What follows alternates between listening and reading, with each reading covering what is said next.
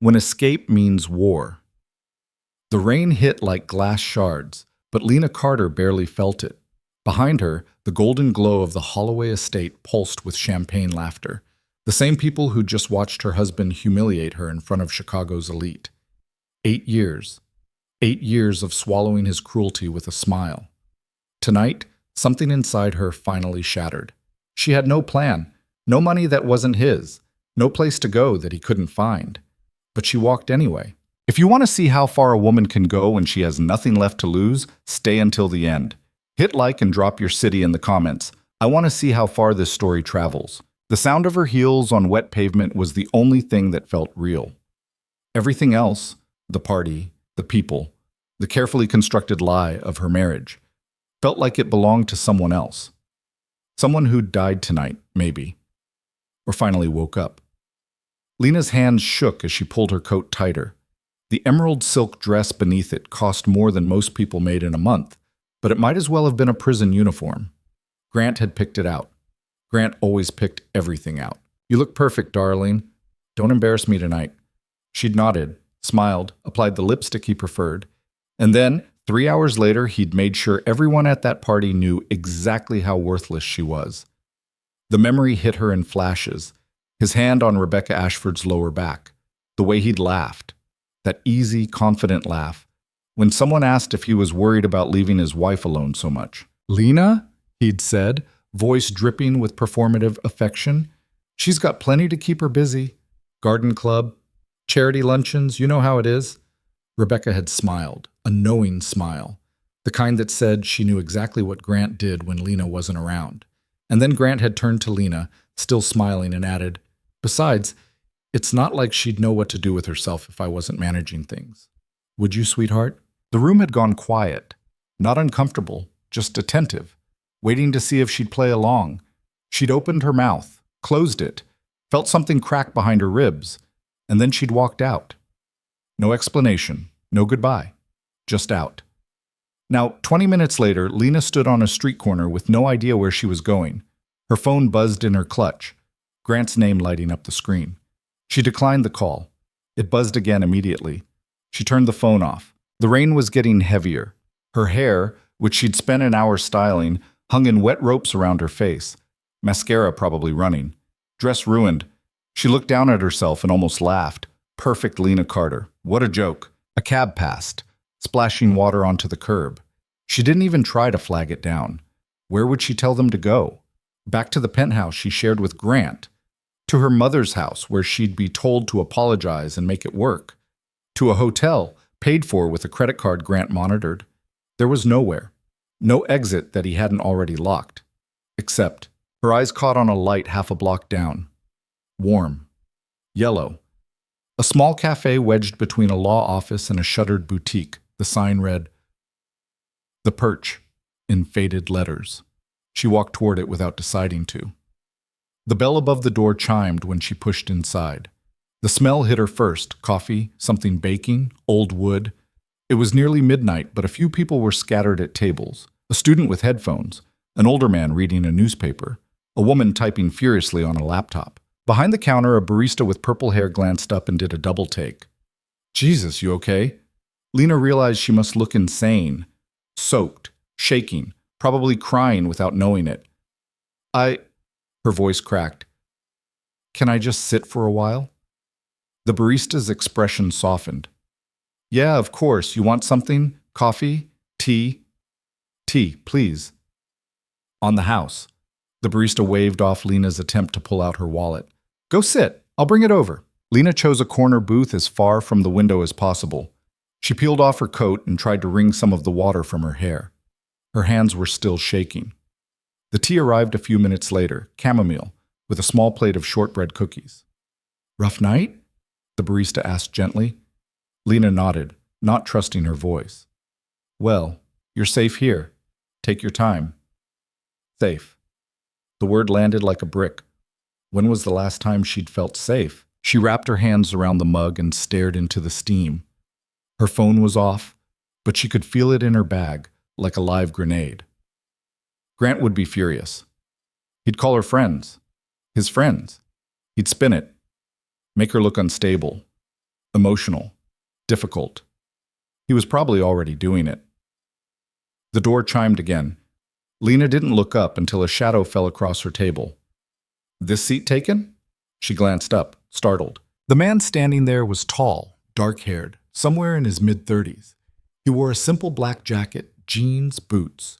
His face was calm, unreadable. Not handsome in the way Grant was handsome. No polish, no performance. Just present. No, but you don't have to talk, he said, already sliding into the opposite bench. I just thought you might want someone sitting here. In case. In case what? In case someone comes looking for you. Her stomach dropped. How did you... I saw you outside. You looked lost and scared. He nodded toward the window. Black Mercedes pulled up about 2 minutes ago. Guy in a suit got out, looked around. I'm guessing he's not a friend. Lena's blood went cold. She turned toward the window, but the booth was angled so she couldn't see the street. Don't look, the man said quietly. He's gone. Drove off. But he'll circle back. How do you know? Because I've seen this before. Lena stared at him. Who are you? Adrian Vale. He extended a hand across the table. After a moment, she shook it. His grip was warm, solid. And you're in trouble. It wasn't a question. Lena pulled her hand back. I don't know you. No, but I know what it looks like when someone's running. Adrian leaned back, arms crossed. Not aggressive, just watching. You don't have to tell me anything. But if you need help, I can give it. Why? Why not? That's not an answer. Adrian's mouth twitched. Almost a smile. Fair. Let's say I don't like seeing people get hurt, and you look like you've been hurt for a long time. Lena's throat tightened.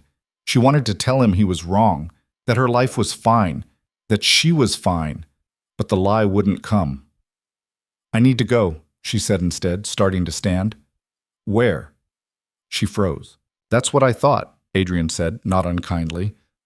Look, I'm not trying to scare you, but whoever sent that guy, he knows you're in this area, and if you walk out of here alone, he'll find you.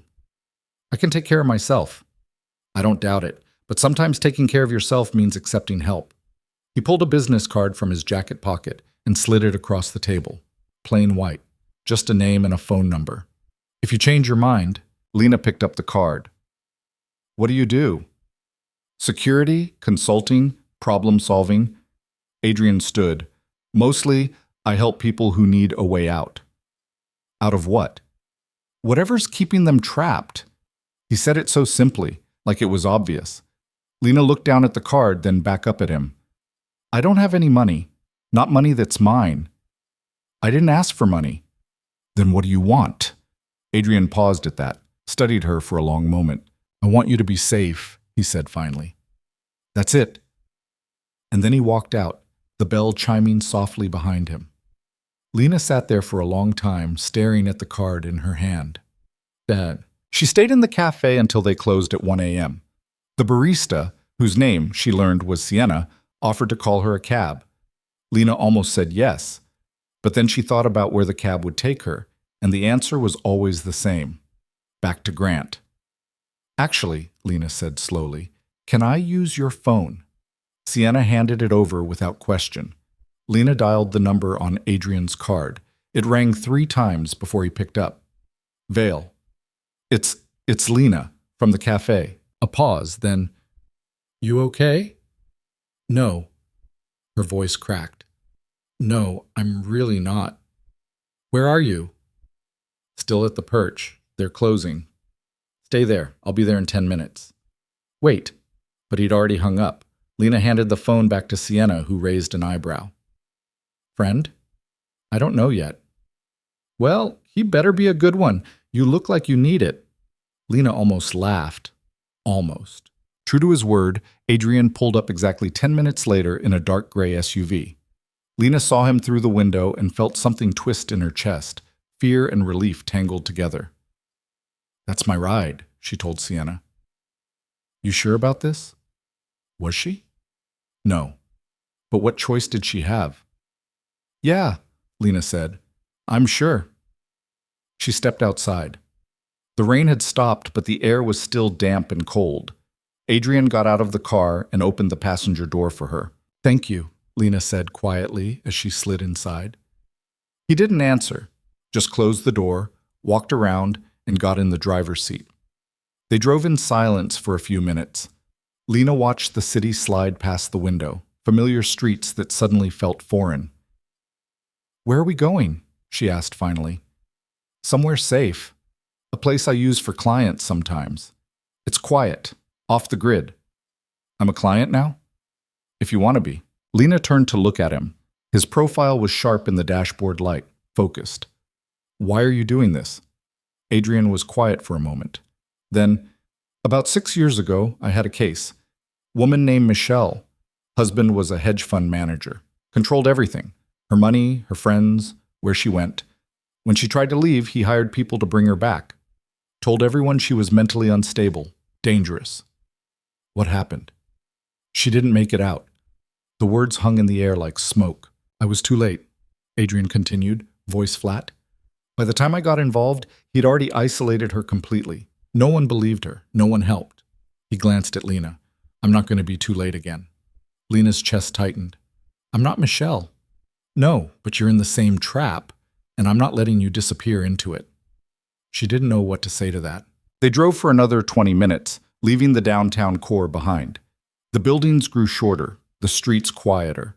Finally, Adrian pulled into the parking lot of a nondescript apartment complex. Modern, clean, anonymous. This is it, he said, cutting the engine. Lena stared up at the building. You live here? No, but I own a unit for situations like this. Situations like this. People who need to disappear for a while. He said it so matter-of-factly, like this was normal. Maybe, for him, it was. Adrian grabbed a duffel bag from the back seat and led her inside. The lobby was empty except for a bored-looking security guard who nodded at Adrian without comment. They took the elevator to the 8th floor. The apartment was small but clean. Hardwood floors, minimal furniture, a couch, a table, a kitchenette. One bedroom visible through an open door. It's not much, Adrian said, setting the duffel bag on the counter, but it's secure. The locks are reinforced. Security cameras in the lobby. No one knows about this place except me. Lena walked to the window and looked out at the city lights. He'll find me. Not here. You don't know him. Then tell me about him. She turned. Adrian was leaning against the counter, arms crossed, watching her with that same calm intensity. Lena swallowed. His name is Grant Holloway. He's powerful, rich, connected. He has lawyers, investigators, people who owe him favors. What does he do? Private equity, mergers, acquisitions. He buys companies, breaks them apart, sells the pieces. She laughed bitterly. He's very good at it, and he treats you the same way. It wasn't a question. Lena's throat closed up. She nodded. Adrian straightened. Okay, here's what's going to happen. You're going to stay here tonight. Get some sleep. Tomorrow, we'll figure out next steps. But right now, you're safe. That's all that matters. I can't pay you. I told you I don't want your money. Then what do you want? Adrian met her eyes. I want you to trust me. Just for tonight. Can you do that? Lena thought about Grant, about the penthouse, about 8 years of suffocating control, about Rebecca Ashford's smile, about the rain and the cafe and the feeling of walking out the door. Yeah, she whispered. I think I can. Lena didn't sleep. She lay on the unfamiliar bed in the unfamiliar room, staring at the ceiling, listening to the unfamiliar sounds of the building settling around her. Every creak made her flinch. Every car passing on the street below made her heart race. He was looking for her. She knew he was. Grant didn't lose things. And she was his. Around 3 a.m., she gave up on sleep and wandered into the main room. Adrian was sitting on the couch, laptop open, scrolling through something. Can't sleep? He asked without looking up. No? That's normal. He closed the laptop. First night's always the hardest. Lena sat down in the chair across from him. Do you do this a lot? Help people like me? Define people like you. People running from their lives. Adrian considered that. Sometimes, when it's necessary. And the rest of the time? Corporate security, consulting, boring stuff. He smiled faintly. This is more interesting. I'm not interesting. I'm a mess. You walked out of a party in the rain with no plan and nowhere to go. That takes guts. Or stupidity. Maybe both. Adrian leaned forward, elbows on his knees. But you're here. That's what matters. Lena looked down at her hands. She was still wearing her wedding ring. The diamond caught the light. Flawless, expensive, cold. She twisted it off and set it on the table between them. Adrian glanced at it but didn't comment. I met him at a fundraiser, Lena said quietly. I was 23, fresh out of college, working at an art gallery. He was charming, confident. He made me feel like I was the only person in the room. And then he married me. And slowly, piece by piece, he took everything away. My job, my friends, my money, my choices. She laughed, hollow. I thought I was lucky. I thought I'd found someone who wanted to take care of me. I didn't realize I was signing up to disappear. You didn't disappear, Adrian said quietly. You're still here. Barely. Barely's enough. Lena looked up at him. Why do you care? Adrian was quiet for a long moment, then, because no one cared about Michelle. And I've spent 6 years wishing I could go back and change that. I can't, but I can make sure it doesn't happen again. I'm not your second chance. No. You're your own second chance. I'm just making sure you get it. Something in his voice made her believe him. He's going to come after me, Lena said. You know that, right? He won't just let me go. I know. And you still want to help? Adrian's expression didn't change. Yeah, I do. Lena didn't understand it, didn't understand him.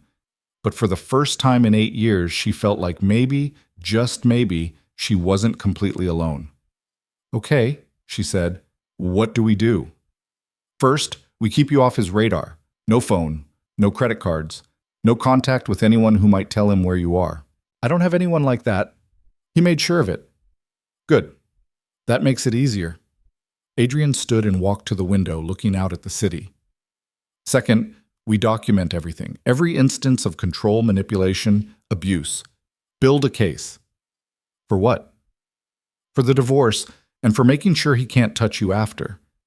Lena's stomach twisted. He'll destroy me in court. He has the best lawyers in Chicago. So we'll get better ones. With what money? Adrian turned back to her. Let me worry about that? Why? The word came out sharper than she intended. Why would you do all this for someone you don't even know? Adrian didn't answer right away. He just looked at her, really looked at her, like he was seeing something she couldn't. Because you deserve a way out, he said finally, and because I can give you one. It was the simplest answer in the world, and somehow it was enough. Eat. The next morning, Lena woke to sunlight streaming through the blinds and the smell of coffee. She sat up, disoriented. For a moment, she didn't remember where she was. Then it all came back. The party, the rain, the cafe. Adrian. She was still wearing the green dress. It was wrinkled and stained now, ruined beyond repair. Good. She got up and found Adrian in the kitchen, pouring coffee into 2 mugs. Morning, he said. Sleep at all? A little. Better than nothing. He handed her a mug. There's clothes in the duffel bag if you want to change. Basics. Probably not your style, but clean. Lena took the coffee gratefully. Thank you. We've got a lot to do today, Adrian said. First priority is getting you a burner phone. Something he can't trace. Then we need to talk to a lawyer. I know, no money. I've got a contact who'll do the initial consult pro bono. She's good. She's handled cases like this before. Lena wrapped her hands around the mug, letting the warmth seep into her skin. What if this doesn't work? What if he finds me? Then we deal with it. Just like that? Just like that. She wanted to believe him, wanted to believe this could actually work, but she'd spent 8 years learning that nothing ever worked out the way she hoped. Lena. Adrian's voice was firm. Look at me. She did. I'm not going to let him hurt you. Do you understand? Whatever it takes. There was something in his eyes, something hard and unyielding. Not a promise, a fact. And for the first time since she'd walked out of that party, Lena felt something shift inside her chest. Not hope, Not yet, but the possibility of it.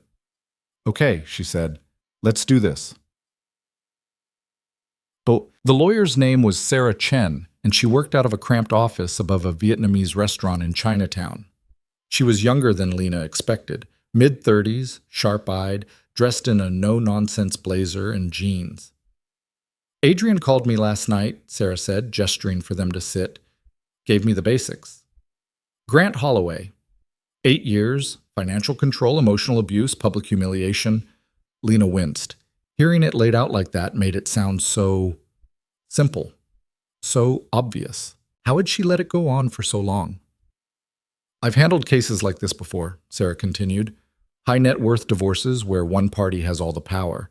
It's ugly, but it's winnable. He'll fight, Lena said. He'll make me look crazy, unstable, gold digging. Sarah smiled grimly. Yeah, they always do. That's why we build an airtight case. Documentation, witnesses, financial records, everything. I don't have any of that. Yet. But we'll get it. Sarah leaned forward. Here's the thing, Lena. Men like Grant Holloway think they're untouchable. They think their money and connections make them invincible. And most of the time, they're right. But every now and then, they get cocky. They leave a trail. And when they do, we burn them with it. Lena felt something stir in her chest. Not quite hope, but close. What do you need from me? She asked. Everything. Every email, text, bank statement, credit card charge. Every time he controlled where you went, who you saw, what you wore. Every time he made you feel small. I need all of it. That's a lot. I know, but it's how we win. Lena glanced at Adrian, who nodded. Okay, she said. I'll do it. Sarah smiled. Good. We'll start with an emergency protective order. It won't stop him completely, but it'll put him on notice. And it'll give us legal grounds if he tries anything. Will it work? Depends on the judge, but it's worth a shot. Lena felt her stomach twist. This was real. This was actually happening. There was no going back now. They left Sarah's office an hour later with a stack of forms and a plan. Adrian drove them back to the apartment in silence. Lena stared out the window, watching the city slide past. You okay? Adrian asked finally. I don't know. She turned to look at him. What if I can't do this? What if I'm not strong enough? You walked out of your own life with nothing but a wet dress and a prayer, Adrian said. You're stronger than you think. I don't feel strong. You don't have to. You just have to keep moving. Lena wanted to believe him, but every time she closed her eyes, she saw Grant's face, heard his voice. You're nothing without me. Maybe he was right. They pulled into the parking lot and Adrian cut the engine. But before Lena could open the door, he spoke again. Lena. She turned. I need you to understand something, Adrian said. This is going to get worse before it gets better. Grant's going to push back, hard. And when he does, you're going to want to quit. You're going to think it's easier to just go back, to make it stop. Lena's throat tightened. But if you do that, Adrian continued, voice quiet but firm, he wins. And you disappear. For good. I know. Do you? Adrian's eyes were intense. Because I've seen people fold at the last second. Good people, strong people. They get tired, scared, and they go back. And it destroys them. Lena looked down at her hands. I won't go back. Promise me. She met his gaze. I promise. Adrian held her eyes for a long moment. Then he nodded. Okay. Let's go inside. That night, Lena's phone, still turned off, still buried in her purse, started buzzing. She pulled it out and stared at the screen. 43 missed calls, 17 voicemails, 29 texts, all from Grant. Her hands shook as she scrolled through the messages. Where are you? Lena, this is ridiculous. Come home. You're embarrassing yourself. People are asking questions. You need to come back now. If you don't answer me, I'm calling the police. I'm worried about you. Please just let me know you're safe. You're being selfish. Fine. Do what you want. But don't come crying to me when you realize you have nothing. And then the last one, sent 20 minutes ago. I know you're with someone. I know where you are. This isn't over. Lena's stomach dropped. Adrian. He looked up from his laptop. What? She handed him the phone. Adrian read through the messages, his expression darkening. He's bluffing. How do you know? Because if he knew where you were, he'd already be here. Adrian set the phone down. He's trying to scare you into coming back. It's working. Don't let it. Adrian stood and walked to the window, checking the street below. We knew this was coming. He's going to escalate, threaten, try to make you doubt yourself. But as long as you stay here, you're safe. What if he finds this place? He won't. But what if he does? Adrian turned to face her. Then I deal with it. How? However I have to. There was something in his voice, something cold and final, that made Lena believe him. And for the first time, she wondered exactly who Adrian Vale was and what he was willing to do. So, 3 days passed. 3 days of hiding. Waiting. Watching the door like Grant might kick it down at any second. Sarah filed the protective order. The court scheduled a hearing for the following week. In the meantime, Lena tried to piece together her life. She made lists, every instance of control, every cruel comment, every time Grant had made her feel like she was losing her mind. It was harder than she thought, not because she couldn't remember, but because she'd spent so long convincing herself it wasn't that bad. He never hit me, she'd told herself. He just managed things. He never screamed. He just corrected her. He never locked her in. She was free to leave any time, except she wasn't, and she hadn't been for 8 years. On the 4th morning, Adrian's phone rang while they were having coffee. He glanced at the screen, frowned, and answered. Yeah? Lena watched his expression shift, tighten, harden. When? A pause. How many? Another pause.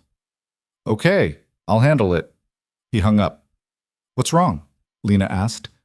Adrian set the phone down carefully. Grant hired a private investigator. Lena's heart stopped. How do you know? I have people watching him. He met with a PI firm yesterday. High-end, expensive.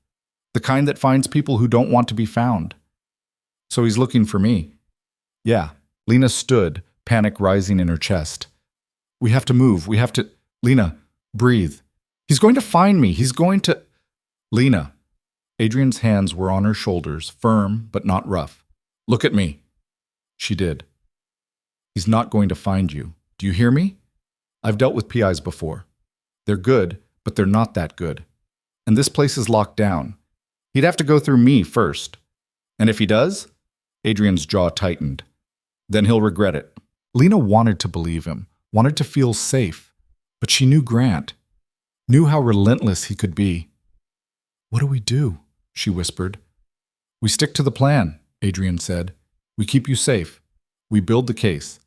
And we make sure he can't touch you. And if that doesn't work, Adrian's eyes were cold, then we make sure he can't touch anyone. Lena didn't ask what that meant. She wasn't sure she wanted to know.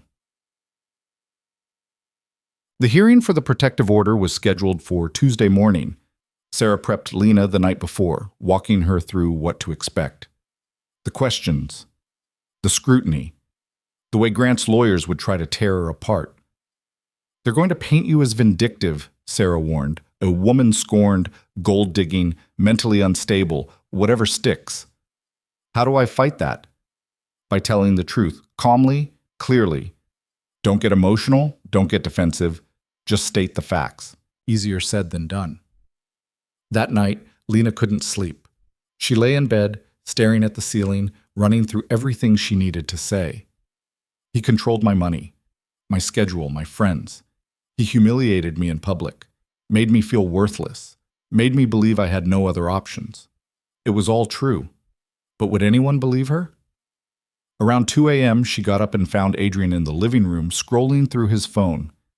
Can't sleep? He asked. No? Nervous about tomorrow? Terrified. Adrian set his phone down. You're going to do fine. How do you know? Because you're still here. You didn't go back. That takes more strength than you realize. Lena sat down across from him. What if the judge doesn't believe me? Then we appeal. We keep fighting. For how long? As long as it takes. Lena looked at him, really looked at him, at the calm certainty in his eyes, the way he seemed completely unbothered by the enormity of what they were up against. Why are you doing this? She asked quietly. Really? Adrian was silent for a long moment, then, because someone should have done it for Michelle. And they didn't, and I'm not making that mistake again. I'm not her. No, but you could be. If I walk away. Lena's throat tightened. I don't know how to thank you. Then don't. Just survive this. That's all I need. She nodded, not trusting her voice, and in that moment she realized something. She wasn't just fighting for her freedom anymore. She was fighting because Adrian believed she could win. And maybe, just maybe, that was enough. The courtroom was smaller than Lena expected, cold, sterile, the kind of place where lives were decided on paperwork and precedent. Grant was already there when they arrived, sitting with his lawyer, a sharp-eyed woman in an expensive suit who looked like she could gut someone with a smile. Grant didn't look at Lena when she walked in, didn't acknowledge her at all. But she felt his presence like a weight on her chest. Sarah squeezed her arm. You've got this. Lena nodded, even though she didn't believe it. The judge, a tired-looking man in his 50s, called the hearing to order. Grant's lawyer went first. Your Honor, this entire petition is a fabrication. Mrs. Holloway left a social event without explanation, turned off her phone, and has been hiding from her husband for nearly a week. Mr. Holloway is deeply concerned for her well-being and has been trying to locate her to ensure she's safe. This protective order is nothing more than a vindictive attempt to punish him for imagined slights. Lena's hands clenched in her lap. Sarah stood. Your Honor, Mrs. Holloway left because she was subjected to public humiliation and years of coercive control.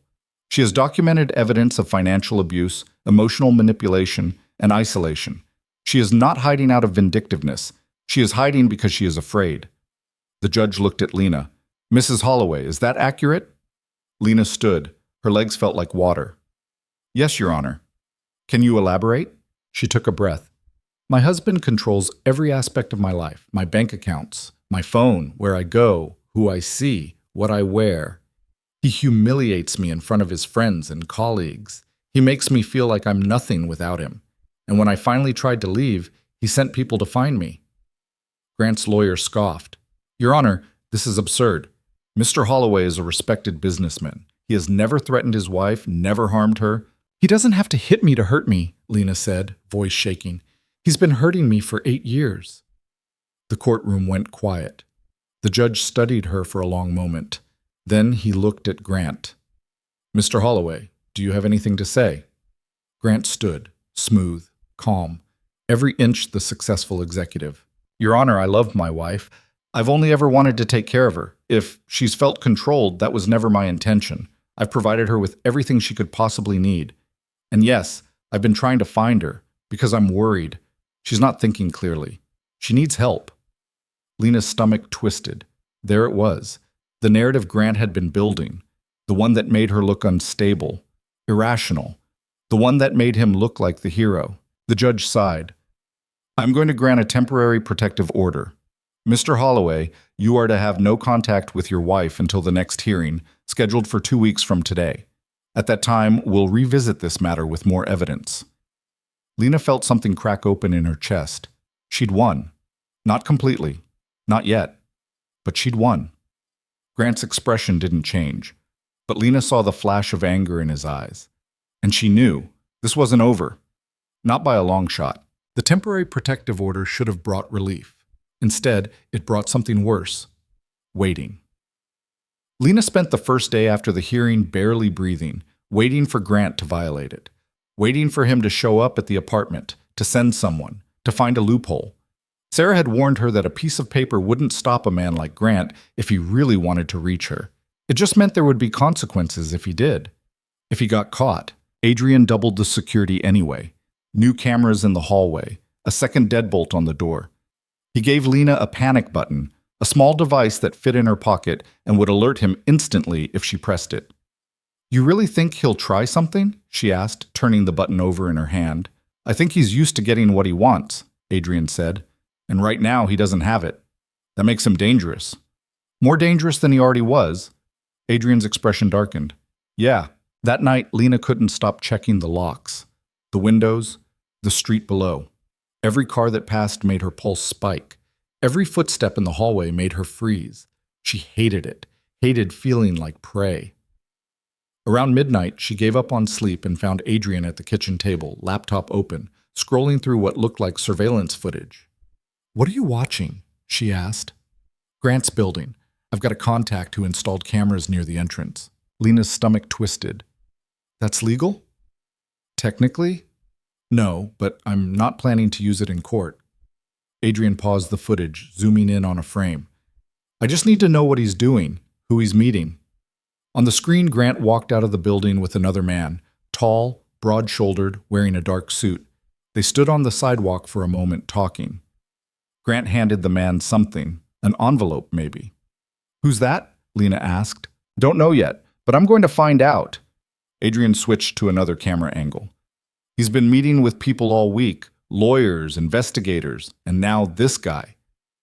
"You think Grant's planning something?" "I know he is." Adrian closed the laptop and looked at her. "Men like Grant don't just accept losing. They retaliate." Lena wrapped her arms around herself. "So what do we do?"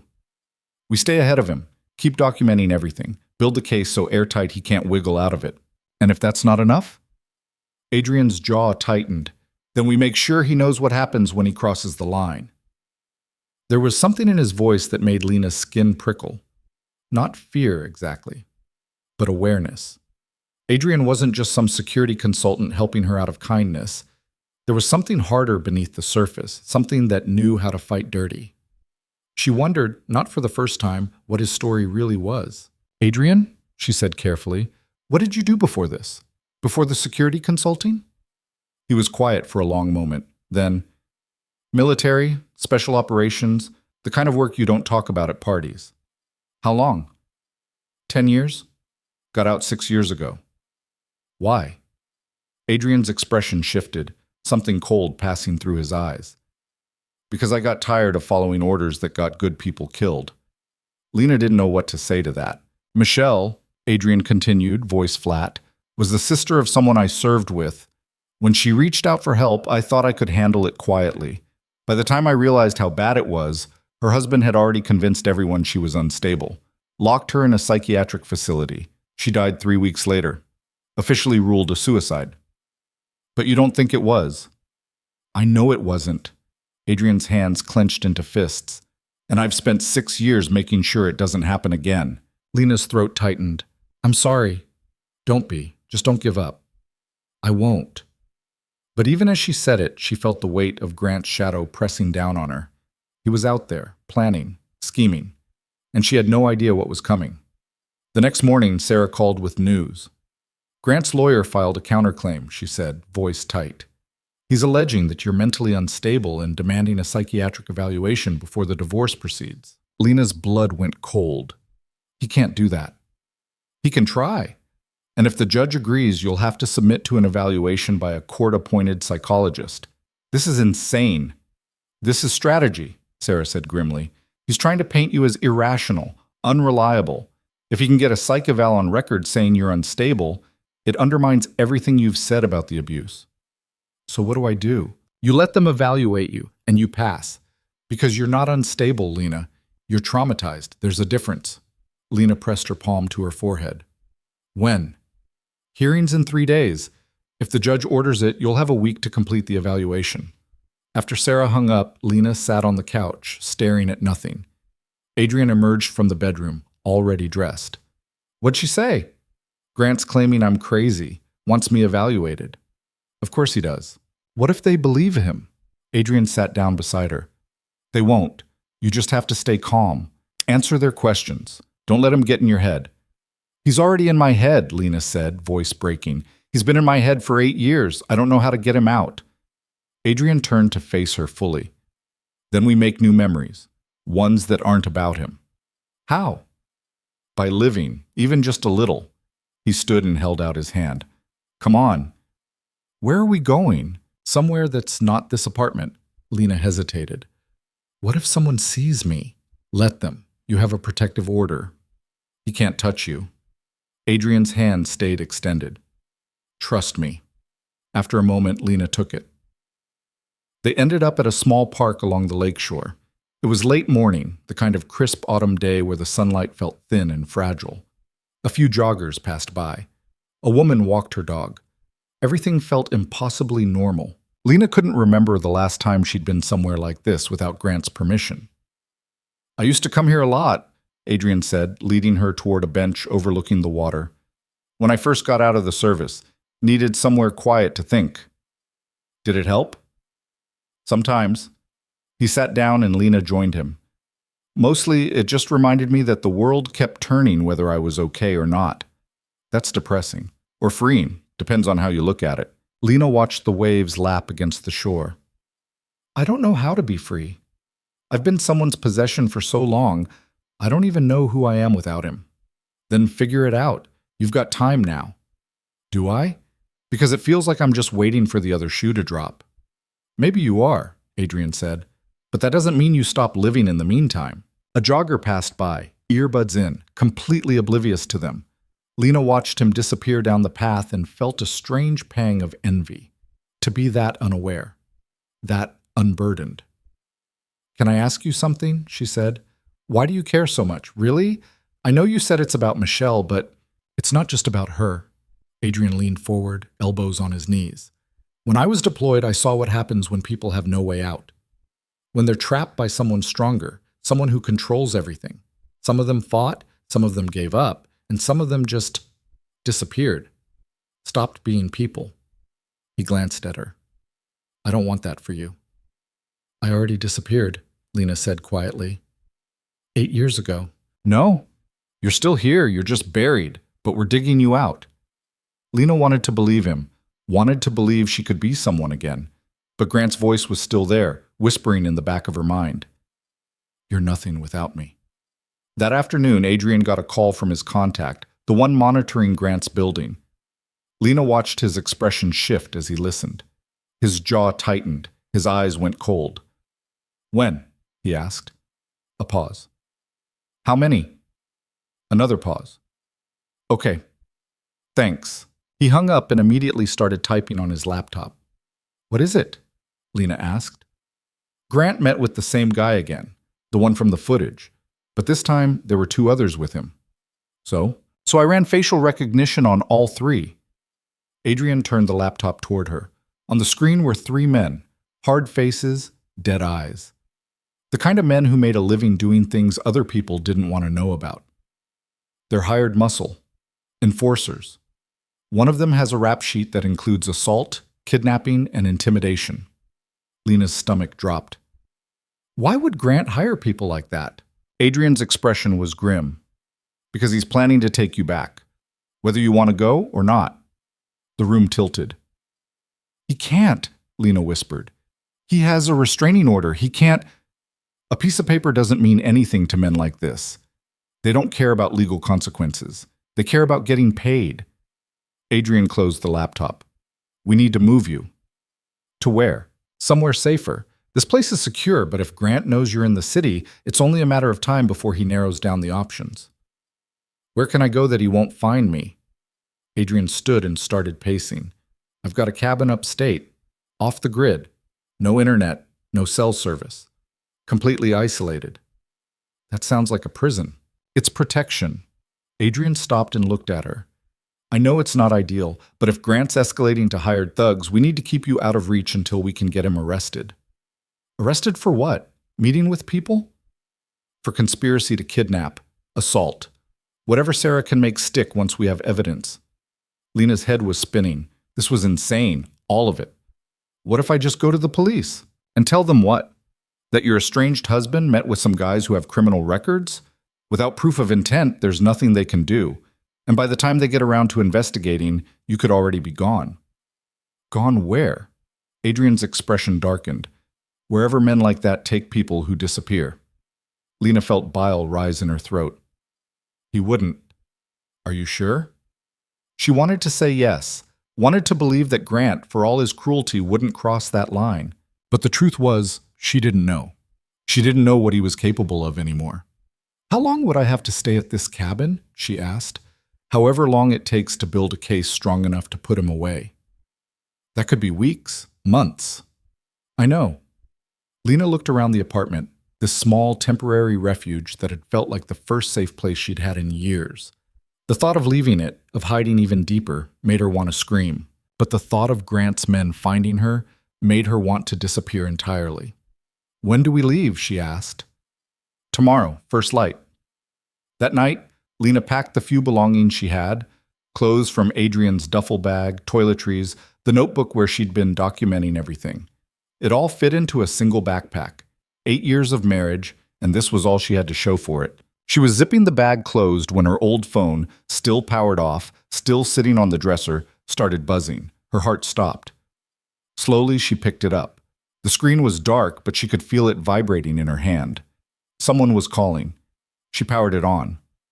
47 new messages, 22 missed calls, all from Grant, and one voicemail, left 10 minutes ago. Her hand shook as she pressed play. Grant's voice filled the room, smooth, calm, devastatingly familiar. "Lena, I know you're listening. I know you think you're safe, that you've won, but you haven't. You can't hide from me forever. And when I find you, and I will find you, we're going to have a very serious conversation about the choices you've made, about the people you've chosen to trust." A pause. "I still love you, Lena. I still want to fix this. But if you keep running, if you keep letting that man poison you against me, there won't be anything left to fix. Do you understand? Come home, before it's too late." The voicemail ended. Lena stood frozen, the phone still pressed to her ear. Adrian appeared in the doorway. "What's wrong?" She handed him the phone without a word. He listened to the message, his expression hardening with every word. When it finished, he deleted it and powered the phone off. "He's trying to scare you," Adrian said. It's working."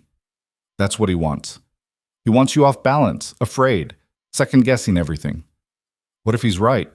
What if I'm making it worse by running? Adrian grabbed her shoulders. "Listen to me. You are not running. You are surviving. There's a difference. And if Grant can't see that, it's because he's never had to fight for anything in his life. But you're fighting right now, and you're winning." "I don't feel like I'm winning." "You walked away. You got a protective order. You're building a case. That's winning, Lena, even if it doesn't feel like it yet." Lena's eyes burned. "What if he finds me before we can stop him? Then I'll make sure he regrets it."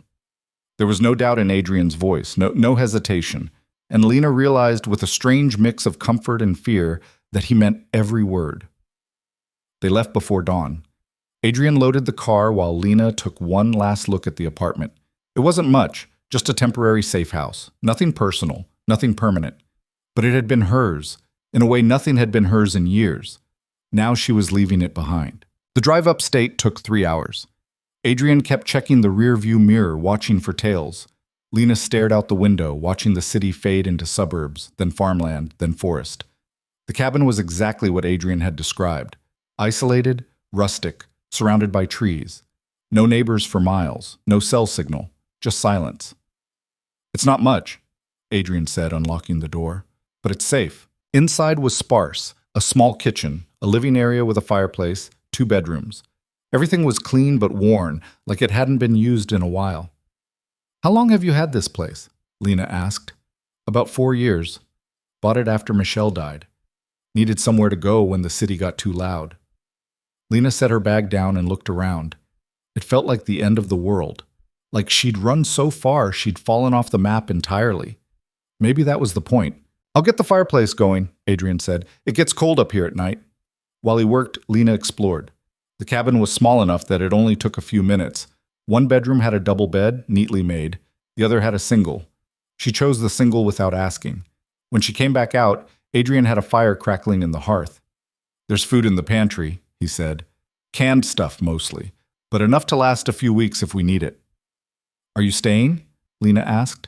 "Yeah, I'm not leaving you out here alone." Relief flooded through her. "Thank you." Adrian just nodded. That night, they ate dinner in near silence. Canned soup heated over the fire. Bread that was slightly stale but edible. It wasn't much, but it was the first meal Lena had eaten in weeks that didn't taste like fear. "What happens now?" she asked. "Now we wait. Sarah's working on the case. I've got people watching Grant. If he makes a move, we'll know. And if he doesn't, then we keep building until we have enough to bury him." Lena stared into the fire. "I don't know how long I can do this. Hiding, waiting, feeling like my whole life is on pause." "It's not on pause," Adrian said. "It's starting over. It just doesn't feel like it yet." When will it? When you stop waiting for his permission to exist. The words hit harder than Lena expected. She'd been waiting for Grant's permission for 8 years, permission to speak, to leave the house, to have opinions, permission to be a person. And even now, even here, she was still waiting, waiting for him to let her go. What if he never lets me go? She whispered. Then we make him. Adrian said it so simply, like it was a fact, like Grant's control wasn't an immovable force. Lena wanted to believe him, but she'd believed in Grant once too. The days blurred together. Morning, fire, coffee, silence. Adrian spent most of his time on his laptop, monitoring the situation in the city through encrypted channels. Lena read, wrote in her notebook, tried not to think about how small her world had become. On the 4th day, Adrian's phone buzzed, a rare occurrence given the lack of signal. He must have rigged some kind of satellite connection. He read the message, his expression darkening. What? Lena asked. Grant filed a missing persons report. What? He's claiming you've been abducted, that you're in danger. He's got the police looking for you. Lena's stomach dropped. Can he do that? He just did. Adrian set the phone down. It's smart, actually. If the cops find you, they'll bring you in for questioning, and once you're in the system, it's a lot easier for him to get to you. So what do? We make sure they don't find you. How? Adrian stood and started pacing. Sarah needs to file a response. Let the court know you're safe, that you left voluntarily, and that Grant's weaponizing the police to violate the protective order. Will that work? It should, but it'll take time, and in the meantime, we stay here, off the grid, invisible. Lena felt the walls of the cabin closing in. That night she couldn't sleep. She lay in the narrow bed, staring at the ceiling, listening to the wind rattle the windows. Grant was out there, spinning his web, turning her into a victim who needed saving, a damsel locked in a tower by a dangerous man. And the worst part was, people would believe him, because Grant was charming, successful, respectable, and she was just his unstable wife. Around 2 a.m., she gave up and went into the main room. Adrian was still awake, sitting by the fire, staring into the flames. Can't sleep? He asked. No.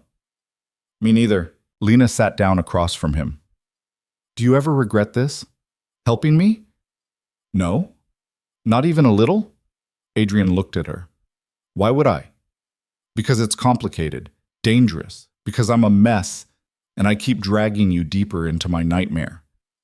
You didn't drag me anywhere. I chose this. Why? Adrian was quiet for a long time, then, because walking away would mean becoming the kind of person I spent 10 years fighting against. And I'm not ready to be that person yet. Lena's throat tightened. I don't know how to repay you. Then don't. Just survive. That's enough. But Lena wasn't sure it was. The next morning, Adrian got another message. This one made him stand up so fast his chair fell over. What? Lena demanded. Grant's men were spotted near Sarah's office. What were they doing? Surveillance, probably, trying to figure out where she's keeping you. Adrian was already moving, grabbing his jacket, checking his gun. I need to go back to the city, make sure Sarah's safe. What about me? You stay here. Doors locked. Don't answer for anyone. I'll be back by tonight. Adrian? Lena. He stopped and looked at her. This is what I do. Let me do it. And then he was gone. The silence that followed was deafening. Lena locked the door behind him and sat by the window, watching the driveway. Hours passed. The sun climbed higher, then started to sink. Adrian didn't come back. By nightfall, Lena was pacing. She checked the locks, the windows, the driveway. Nothing. Her mind spiraled. What if something happened to him? What if Grant's men found him? What if she was alone out here, with no phone, no car, no way to call for help? She was about to break the window and run when she heard it. The sound of tires on gravel. Headlights cut through the darkness. Lena's heart stopped. She grabbed the fire poker, the only weapon she could find, and stood behind the door. The car stopped. The engine cut. Footsteps on the porch. A knock. Lena, it's me. Adrian's voice. She nearly collapsed with relief. She unlocked the door and pulled it open. Adrian stood there, looking exhausted but unharmed. You're okay, she breathed. Yeah, Sarah's fine too. I got her moved to a secure location. What about Grant's men? Handled. Lena didn't ask what that meant. Adrian stepped inside and locked the door behind him. We need to talk. About what? He pulled out his phone and showed her a photo. It was grainy, taken from a distance, but unmistakable. Grant, standing outside a warehouse, talking to the same men from before. I followed them, Adrian said. They're planning something. Soon. Planning what? To take you back. By force. Lena's legs gave out. She sank onto the couch, her whole body shaking. When? She whispered. I don't know, but it's coming. Adrian sat down beside her. Which is why we can't wait anymore. We need to hit him first. How? Adrian's eyes were cold, hard. We turn his trap against him. Lena stared at Adrian like he'd just suggested they rob a bank. Turn his trap against him? She repeated. What does that even mean? Adrian pulled out his laptop and opened a file. Security camera footage filled the screen, the warehouse, Grant, the three men. Timestamps from 2 hours ago. Grant's hired these guys to grab you. They're professionals, which means they'll have a plan, surveillance, a timeline, an extraction point. Adrian paused the footage. But they're also predictable. They'll wait for you to surface, to go somewhere public, somewhere they can make a move without it looking like a kidnapping. I'm not going anywhere public. I know, which is why we're going to make them think you are. Lena's stomach twisted. You want to use me as bait. I want to use the idea of you as bait, Adrian corrected. You stay here, safe. We make it look like you're coming back to the city for the psych evaluation. There is no psych evaluation. The judge hasn't ruled yet. Grant doesn't know that. And even if he did, he's desperate enough to move anyway. Adrian zoomed in on one of the men's faces. These guys are expensive. He's paying them to sit around and wait. Eventually, they're going to push for action, and when they do, we'll be ready. Ready how? Adrian closed the laptop. We let them make their move, but instead of finding you, they find me, and a dozen cameras recording everything. And then what? You fight them off? Get yourself killed? I'm not planning to fight them. I'm planning to let them incriminate themselves. Attempted kidnapping, conspiracy, assault, all on tape, all admissible in court. Lena shook her head. This is insane. This is strategy. This is suicide. Adrian leaned forward, elbows on his knees. Lena, if we don't do something, Grant's going to keep escalating. He'll find you eventually, and when he does, there won't be cameras. There won't be backup. It'll just be you and whoever he sends. Is that what you want? Of course not. Then trust me. I barely know you. I know, but I'm the only option you've got. The truth of it landed like a punch. Lena wanted to argue, to find another way, to believe that the legal system would protect her. But she'd seen how easily Grant manipulated the narrative, how quickly people believed him. She needed more than a protective order. She needed proof. Evidence so damning that even Grant's lawyers couldn't spin it. What do you need from me? She asked quietly. I need you to stay here. Don't leave the cabin for any reason. Don't answer the door unless you hear my voice. And if anything feels wrong, you use this. Adrian handed her a second panic button, identical to the first. 1 click sends an alert to my phone. 2 clicks sends it to the police with your exact coordinates. What if you're the one in trouble? Then you call the police anyway. Let them sort it out. Lena closed her fist around the button. It was small, smooth, deceptively simple. When are you doing this? Tomorrow. Sarah's going to leak false information to one of Grant's contacts. Make it look like you're coming in for a meeting at her office. If Grant takes the bait, his guys will be there. And if he doesn't, then we try something else. But I think he will. He's running out of time and options. So are we. Adrian's expression softened slightly. I know, but we're still ahead of him, and that's what matters. Lena wanted to believe that, wanted to feel like they had control. But sitting in this cabin, miles from anywhere, waiting for a trap to spring, it didn't feel like control. It felt like free fall. The next morning, Adrian left before dawn. He'd packed light, just a small duffel bag with equipment Lena didn't recognize, cameras maybe, recording devices. She didn't ask. Remember, he said at the door. Stay inside. Don't open this door for anyone. I know. And if something happens, I pressed the button. I know, Adrian. He hesitated, like he wanted to say something else. Then he just nodded and walked out. Lena locked the door behind him and watched through the window as his taillights disappeared down the dirt road. And then she was alone. The silence was immediate and absolute. No traffic, no voices, just wind in the trees and the occasional creak of the cabin settling. Lena made coffee, ate toast that tasted like cardboard, tried to read but couldn't focus. Every minute felt like an hour.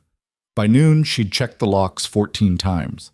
By 2, she'd memorized every knot in the wood floor. By 4, she was pacing like a caged animal. Her mind kept spiraling. What if Adrian was wrong? What if Grant didn't take the bait? What if he did and something went wrong? What if those men hurt Adrian? What if they killed him? What if she was alone out here with no car, no phone, no way out? She was working herself into a full panic attack when she heard it. A car engine, distant, getting closer. Lena's heart stopped. She ran to the window and peered through the curtain. A black SUV was coming up the driveway, slow, deliberate. Not Adrian's car. Her blood turned to ice. She grabbed the panic button from her pocket. Her thumb hovered over it. The SUV stopped in front of the cabin. The engine cut. 2 men got out. One was tall, broad-shouldered. The other shorter but stockier.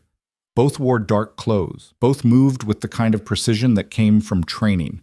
Lena's hand shook. She pressed the button once. The shorter man walked toward the cabin. The tall one stayed by the car, scanning the trees. A knock on the door. Hard, authoritative. "Mrs. Holloway? We're with the county sheriff's office. We need to speak with you." Lena's mind raced. Sheriff's office? No, no way. These men didn't look like cops. She didn't answer. Another knock. Harder. "Mrs. Holloway, we know you're in there. Your husband filed a missing persons report. We just need to confirm you're safe." Her husband, Grant. This was him. It had to be. "I'm fine," Lena called through the door. "I don't need any help." "Ma'am, we still need to see you. Make sure you're not under duress." "I'm not opening the door." A pause. Then the shorter man's voice changed, dropped the pretense of politeness. "Mrs. Holloway, you can open this door voluntarily, or we can open it for you. Your choice." Lena backed away from the door. Her pulse hammered in her ears. This was it. This was what Adrian had warned her about. She pressed the button again. 2 clicks. "Police. Help." "We're coming in," the man said. The door handle rattled. Locked. Thank God. Then came a loud bang. A boot against the wood. The frame splintered. Lena ran. She bolted for the bedroom, slammed the door, shoved a chair under the handle. Her hands fumbled with the window latch, stuck, painted shut. Another crash from the front room. The door giving way. Footsteps inside the cabin. "Mrs. Holloway, don't make this difficult." Lena grabbed a lamp from the nightstand and smashed the window. Glass shattered. Cold air rushed in. She climbed through, cutting her hands on the jagged edges. Dropped onto the ground outside. Pain shot through her ankle, but she didn't stop. She ran. The forest was dense, dark even in daylight. Branches tore at her clothes. Roots tried to trip her. Behind her, she heard shouting. "She's running! East side!" "Get her!" Lena's lungs burned. Her ankle screamed, but she kept moving. She had no plan, no idea where she was going, just away. Anywhere away. A gunshot cracked through the air. Lena hit the ground, hands over her head. Her whole body shook. "That was a warning," one of the men shouted. "Stop running or the next one won't be." She couldn't breathe, couldn't think. Her vision blurred with tears. This was it. This was how it ended. And then she heard it. Sirens. Distant, but getting closer. The men heard it too. She could hear them arguing. "We need to go. We can still grab her. No time. Move." Footsteps retreating. The SUV engine roaring to life. Lena stayed on the ground, pressed against the earth, until the sirens were right outside the cabin. Car doors slamming. Voices calling out. "Police! Anyone inside?" She tried to stand, but her legs wouldn't hold her. She managed to crawl back toward the cabin, still shaking, still crying. A sheriff's deputy found her 30 feet from the broken window. "Ma'am? Ma'am, are you hurt?" Lena couldn't speak, could only shake her head. The deputy radioed for medical. Another officer checked the cabin, the broken door, the shattered window. "Looks like forced entry," someone said. "Tire tracks heading east. Recent." They wrapped Lena in a blanket and sat her in the back of a cruiser. Not under arrest, just safe, protected. She was still there, shaking, when another car pulled up. Adrian. He was out before the car fully stopped, running toward her. Lena. Jesus Christ. He dropped to his knees beside the cruiser door. Are you okay? Are you hurt? They came, she whispered. They came here. How did they know? Adrian's face went dark. He stood and turned to the nearest deputy. I need to see the scene. Sir, this is an active investigation. I'm the one who called you. Check your dispatch log. Anonymous tip about a possible abduction in progress at this address. That was me. The deputy's expression shifted. You the boyfriend? I'm her security consultant, and someone leaked this location. I need to know how. While Adrian talked to the police, another deputy took Lena's statement. She told them everything, the men claiming to be sheriff's deputies, the forced entry, running into the woods, the gunshot. Did you get a look at their vehicle? The deputy asked. Black SUV. I don't know the make. License plate? I didn't see it. The deputy made notes. And you said these men were hired by your husband.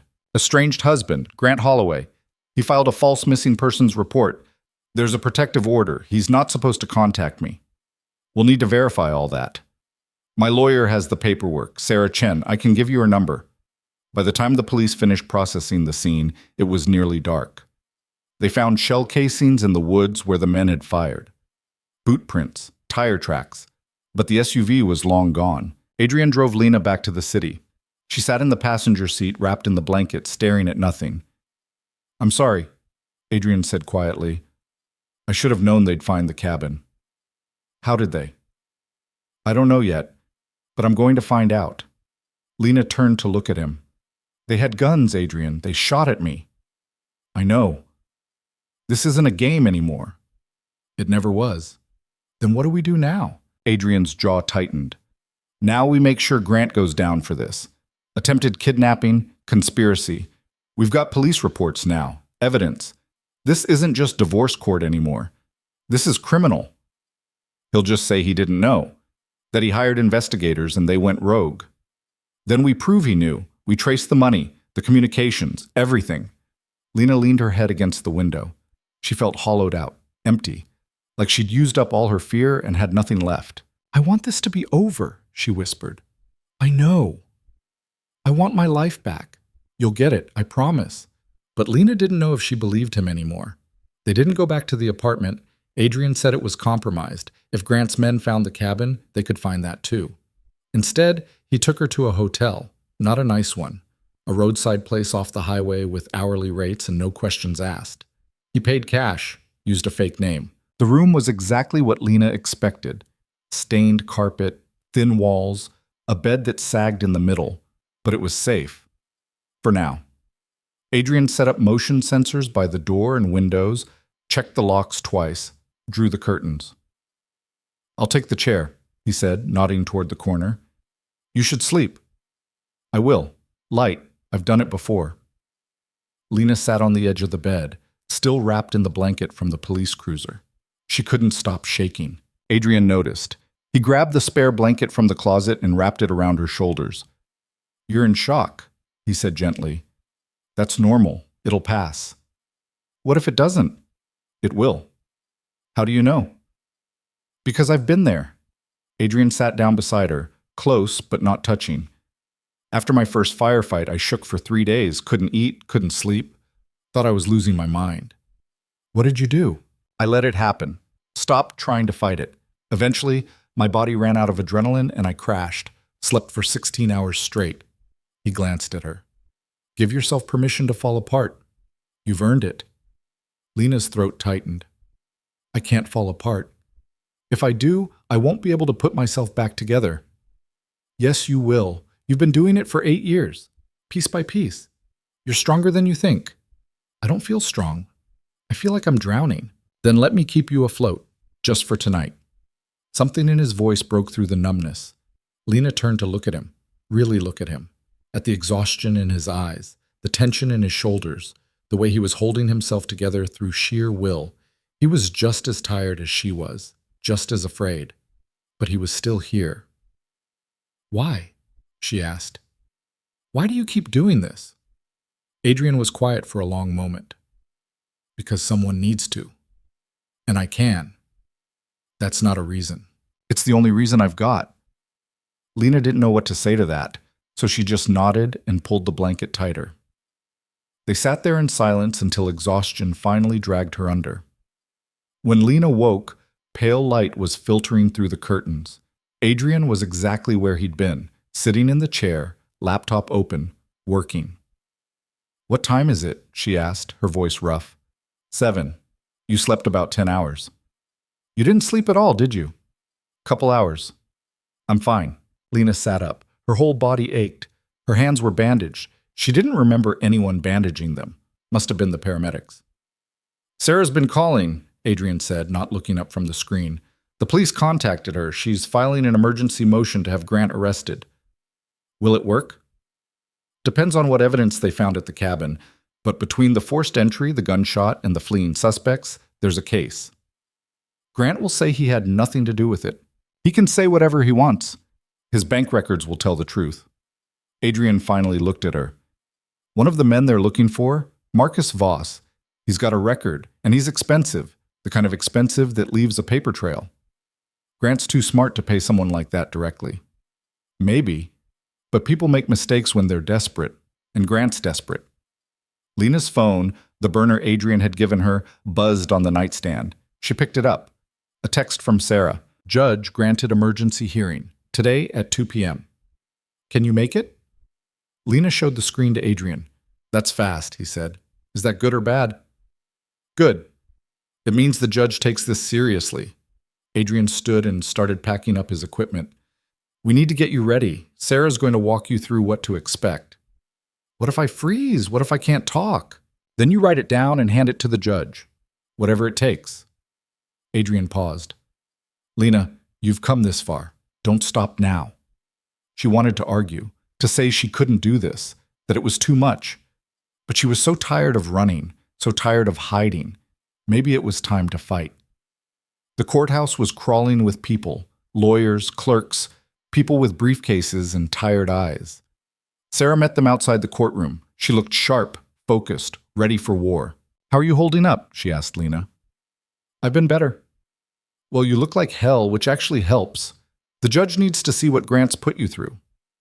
Thanks, I think. Sarah almost smiled. Grant's lawyer is already inside. They're going to argue that the attack on the cabin had nothing to do with Grant, that it was a random break-in, maybe even staged. Staged? I was shot at. I know. And we're going to make sure the judge knows too. Sarah glanced at Adrian. You're testifying? If you need me to. I might. Your expertise could help establish pattern of behavior. They walked inside. The courtroom was smaller than Lena expected, more intimate. Grant was already seated with his lawyer, the same sharp-eyed woman from before. Grant looked up when Lena walked in. For a split second, something flickered across his face. Surprise, maybe, or concern. Then it was gone, replaced by that familiar mask of calm control. Lena forced herself to meet his eyes, to not look away. She'd spent 8 years avoiding his gaze, afraid of what she'd see there. Not anymore. The judge entered. Everyone stood. This is an emergency hearing regarding the protective order in the matter of Carter versus Holloway, the judge said, settling into his seat. I've reviewed the police reports from yesterday's incident. Ms. Chen, you filed the motion. Make your case. Sarah stood. Your Honor, yesterday afternoon, 2 armed men forced entry into a private residence where my client was staying. They claimed to be sheriff's deputies, but were not. They pursued Mrs. Holloway into the woods and fired a weapon. This was a coordinated attempt to abduct her and return her to her husband, Grant Holloway, in direct violation of the existing protective order. Grant's lawyer shot to her feet. Objection, Your Honor. There is no evidence linking my client to these men. This was a random home invasion, possibly even staged by Mrs. Holloway to garner sympathy. Staged, Lena blurted out. They shot at me. The judge held up a hand. Mrs. Holloway, you'll have a chance to speak. Ms. Chen, do you have evidence connecting Mr. Holloway to the attack? We're working with law enforcement to trace financial records, Your Honor. But the pattern is clear. Mr. Holloway has been meeting with known criminals. He's hired private investigators to track my client. And now, conveniently, Armed men show up at her safe house? This isn't coincidence. This is conspiracy. Your Honor, Grant's lawyer interjected, my client has every right to hire investigators to locate his missing wife. He filed a missing persons report out of genuine concern. A missing persons report that was filed in bad faith, Sarah countered. Mrs. Holloway left voluntarily. She has a protective order. She's not missing. Mr. Holloway weaponized law enforcement to harass and intimidate her. The judge looked at Grant. Mr. Holloway, did you hire anyone to locate your wife? Grant stood, smooth, composed. Yes, Your Honor. I hired a private investigation firm to find Lena because I was worried about her safety. She left without explanation. She won't return my calls. I had no idea where she was or if she was okay. Any husband would do the same. Did you instruct these investigators to use force?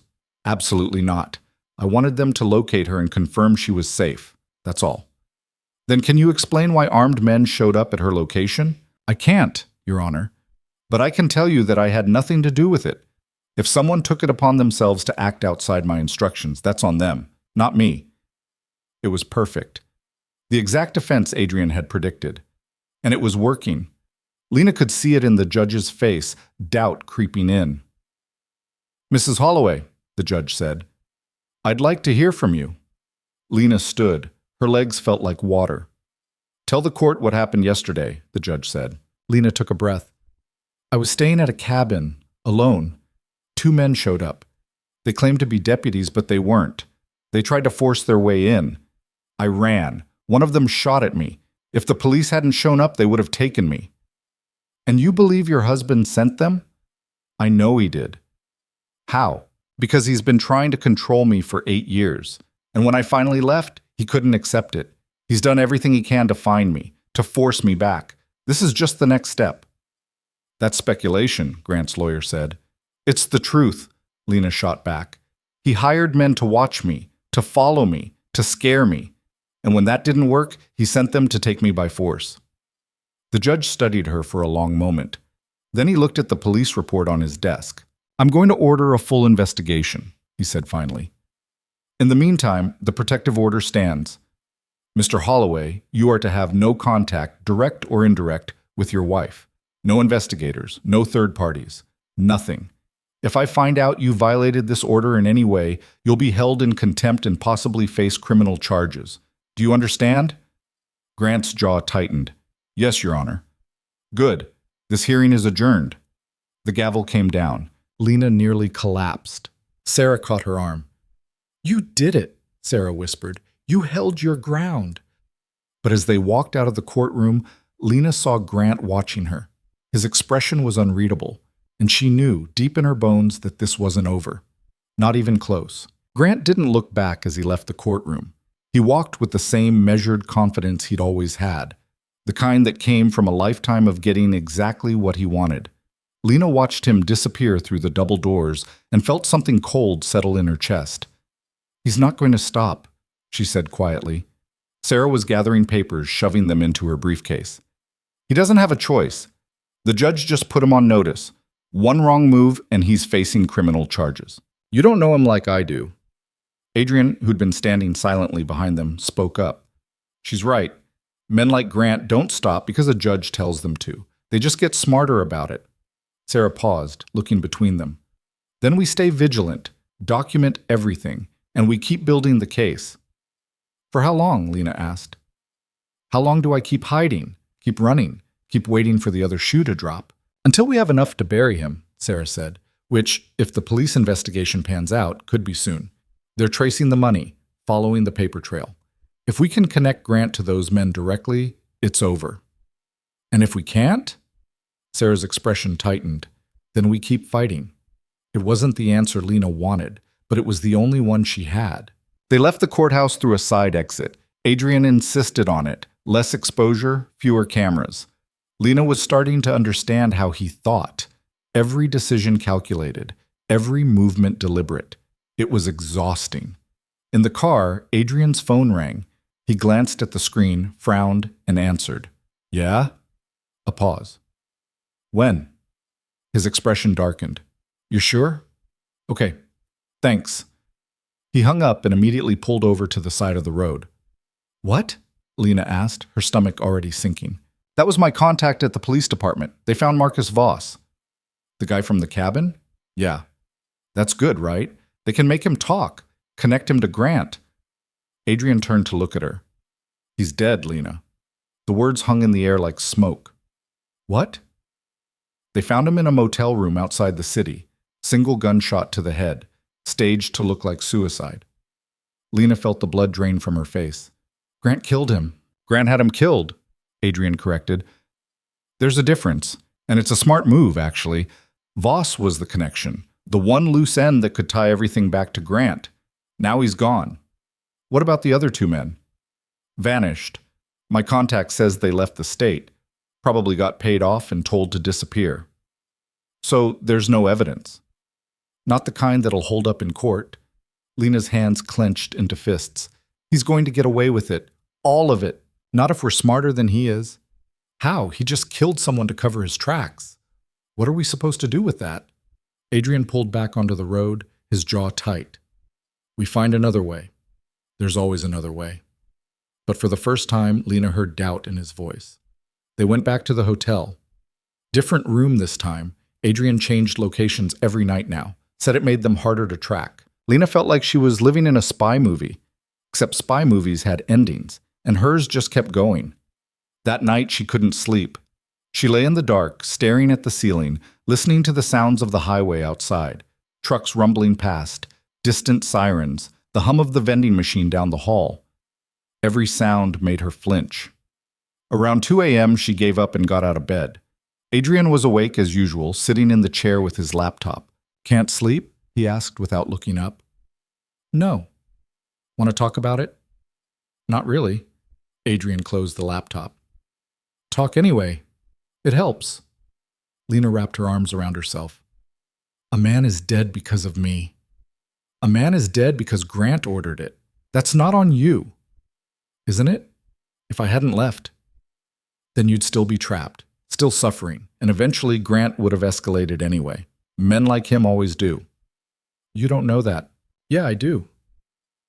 Adrian stood and walked to the window, looking out at the parking lot. I've seen it before, over and over. The pattern's always the same: control, isolation, escalation. And when they finally lose control, they destroy everything rather than let go. Lena's throat tightened. Michelle's husband didn't just have her committed. He made sure she never got out, made sure no one believed her when she tried to tell them what he'd done. And when she finally found a way to fight back, he killed her. Adrian's reflection in the glass was hard, unreadable. I promised myself I'd never let that happen again. And I meant it. Even if it cost you everything? Especially then. Lena didn't know what to say, so she just stood there, watching him watch the empty parking lot, and felt the weight of everything pressing down on both of them. The next morning, Sarah called with news. The police finished processing Grant's financials, she said. There's a payment, $50,000, transferred to an offshore account 2 weeks ago. Lena's pulse quickened. Can they trace it to Voss? They're trying, but offshore accounts are tricky. It'll take time. How much time? Weeks, maybe months, Lena wanted to scream. We don't have months. I know, which is why I'm filing for an expedited divorce hearing. If we can't get him on criminal charges, we can at least end the marriage and freeze his assets. He'll fight it. Of course he will. But we've got the protective order. We've got the police reports. And we've got your testimony. It's not a slam dunk, but it's a shot. After Sarah hung up, Lena turned to Adrian. This isn't going to work. We don't know that yet. Yes, we do.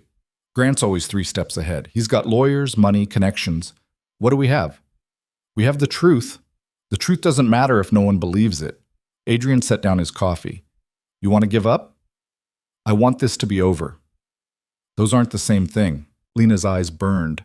I'm tired, Adrian. I'm so tired. I can't keep doing this. Can't keep running and hiding and waiting for him to strike. I just want my life back. Then take it. How? Adrian leaned forward. You confront him, directly, face to face. That's insane. Maybe. But it's also the only way this ends. Grant's power comes from your fear, from the idea that he's untouchable. But he's not. He's just a man. And men make mistakes when they're angry. You want me to make him angry? I want you to force his hand. Make him show who he really is. On record. With witnesses. Lena's heart was racing. What if he hurts me? He won't, because I'll be there. And so will Sarah. And so will a dozen cameras. This is a trap. Yeah, for him. Lena stood and paced to the window. Her mind was spinning. The idea was terrifying, reckless, probably stupid, but also maybe the only way out. How would it work, she asked. Adrian pulled out his phone and started typing. We set up a meeting, neutral location, public enough that he can't do anything obvious, but private enough that he'll feel comfortable talking. We wire you, record everything, and we wait for him to incriminate himself. What if he doesn't? Then we try something else, but I think he will. Grant's ego won't let him walk away from a chance to control the narrative, especially not with you. Lena turned back to him. You really think this will work? I think it's the best shot we've got. She wanted to say no, wanted to refuse, wanted to keep hiding and hope that somehow, someday, this would all just go away. But she knew it wouldn't. Grant would keep coming, keep hunting, keep tightening the noose, unless she stopped him first. Okay, she said quietly. Let's do it. Sarah hated the idea. Are you out of your mind? She said when Adrian called to explain the plan. You want to put Lena in a room with her abuser and hope he confesses? That's not a legal strategy. That's a Hail Mary. We're out of options, Adrian said. The police investigation stalled. The offshore account's a dead end. We need something concrete, something undeniable. And if it goes wrong, if he threatens her, hurts her, he won't. I'll be there. You're not law enforcement, Adrian. You can't just... I can, and I will. Adrian's voice was firm. Either you're with us or you're not. But we're doing this. Sarah was quiet for a long moment. Then, finally, if we do this, we do it right. Proper recording equipment, backup in place. And the second things go sideways, we pull her out. Agreed? Agreed. And Lena's on board with this? Adrian glanced at Lena, who nodded. Yeah, he said, she is. They set the meeting for 3 days later, long enough to prepare, short enough that Grant wouldn't have time to plan a countermove. Adrian sent the message through a secure email account using language designed to appeal to Grant's ego. I want to talk. Just you and me. No lawyers. No games. There are things that need to be said. Meet me at the Riverside Cafe. Thursday, 2 p.m. Come alone. Grant's response came an hour later. I'll be there. Those 3 words felt like a death sentence. The days leading up to the meeting were a blur. Sarah coached Lena on what to say, what not to say, how to stay calm. Adrian set up the equipment, a tiny microphone clipped inside Lena's collar, a camera disguised as a button. Just get him talking, Sarah said during their final prep session. Ask about the cabin, the investigators, the money. If he admits to anything at all, we've got him. And if he doesn't, then we walk away and regroup. But Lena knew there wouldn't be a regrouping. This was it, the last play. The night before the meeting, Lena barely slept. She kept running through scenarios in her head. What she'd say, how Grant would respond, what could go wrong. Everything. Everything could go wrong. Around 3 a.m., she got up and found Adrian doing push-ups in the corner of the room. Can't sleep either? She asked. He finished his set and stood, barely winded. I'm fine. You're worried.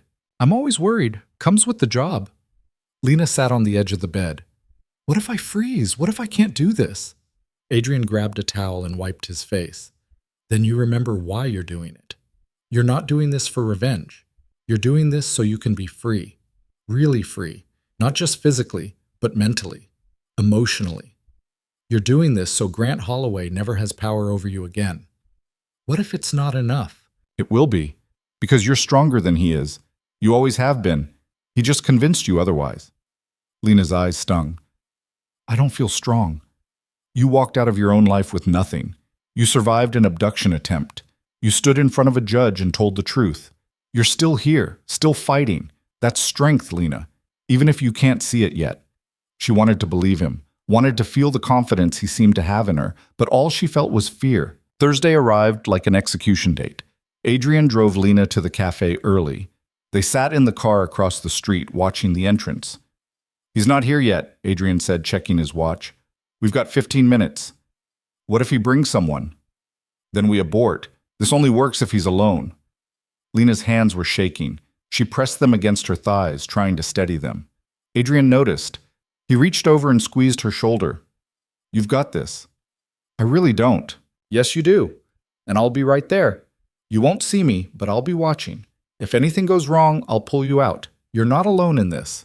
Lena nodded, not trusting her voice. At 1:55, Grant's black Mercedes pulled up to the curb. Lena's heart stopped. He got out alone. No lawyer, no bodyguard. Just Grant, dressed in one of his impeccable suits, looking every inch the successful executive. He walked into the cafe without looking around. "Okay," Adrian said. "You're on. Remember, stay calm. Get him talking, and don't be afraid to push back. He's used to you being submissive.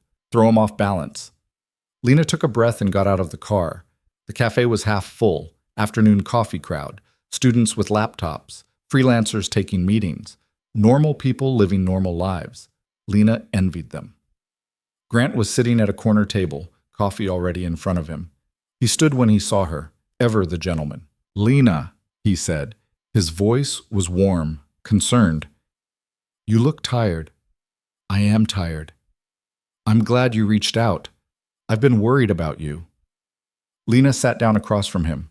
The microphone felt like it weighed 100 pounds. "Have you?" she asked. "Of course. You're my wife." "Estranged wife." Grant's smile didn't waver. "A technicality. We can fix this, Lena. All of it. You just need to come home." "I can't do that." "Why not?" "Because that's not my home. It never was. It was yours. I was just a decoration." Grant's expression flickered, just for a second. Then the mask was back. "That's not true. I gave you everything. A beautiful home, financial security, a life most people dream of. You gave me a cage. I gave you freedom. You just didn't appreciate it." Lena's hands clenched under the table. "Is that what you tell yourself? That I was ungrateful? Weren't you?" Grant leaned forward. "I worked 80-hour weeks to give you that life, and you repaid me by running away, by making me look like a fool in front of everyone. You made yourself look like a fool at that party, humiliating me in front of your friends. I was joking. You're too sensitive." "I'm not sensitive. I'm done."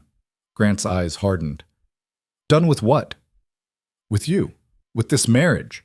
With pretending everything's fine when it's not. And you think walking away solves that?" "I think it's the only option I have left." Grant sat back, studying her. "You've changed." "I had to." "That man you're with, Vale, he's the one who changed you, poisoned you against me." "Adrian didn't poison me. He just showed me that I had options." "Options." Grant's laugh was cold. "You had options before. You chose to stay." "I stayed because I was afraid, because you convinced me I had nowhere else to go." "That's not true." "Yes, it is. You controlled everything, my money, my schedule, my friends. You isolated me so completely that I forgot who I was without you." Grant's jaw tightened. "I protected you." "From what?" "From yourself, from making stupid decisions, from—" He stopped, seemed to realize he'd said too much. Lena leaned forward. "Say it. From what?" "Nothing. Forget it." "No, you were going to say something. What was it?" Grant's eyes were cold now, all pretense gone. "From throwing your life away, like you're doing right now. My life isn't yours to manage anymore." "Isn't it?" Grant's voice dropped. "You think that protective order means anything? You think hiding in cheap hotels and running to your lawyer changes the fundamental truth? You're mine, Lena. You always have been, and you always will be." There it was, the mask completely off. Lena's pulse hammered. "I'm not yours. I'm not anyone's. You're delusional, and you're being manipulated. Vale's using you, getting you to do exactly what he wants, and you're too blind to see it. Adrian's helping me. There's a difference." "Is he? Or is he just another man controlling you? Just smarter about it?" The words hit harder than Lena expected. For a split second, doubt crept in. Then she remembered the cabin, the gunshot, the terror. "You sent men to kidnap me," she said quietly. Grant's expression didn't change. "I did no such thing." "Yes, you did. You hired Marcus Voss, paid him $50,000. And when he failed, you had him killed." "I don't know what you're talking about." "The police have the records, Grant. The offshore account, the wire transfer. It's over." Grant leaned back, completely calm. "You're fishing. If the police had real evidence, I'd already be in custody, which means they don't, which means this little performance is pointless." Lena felt her stomach drop. He was right. They had nothing solid, just suspicions and circumstantial evidence.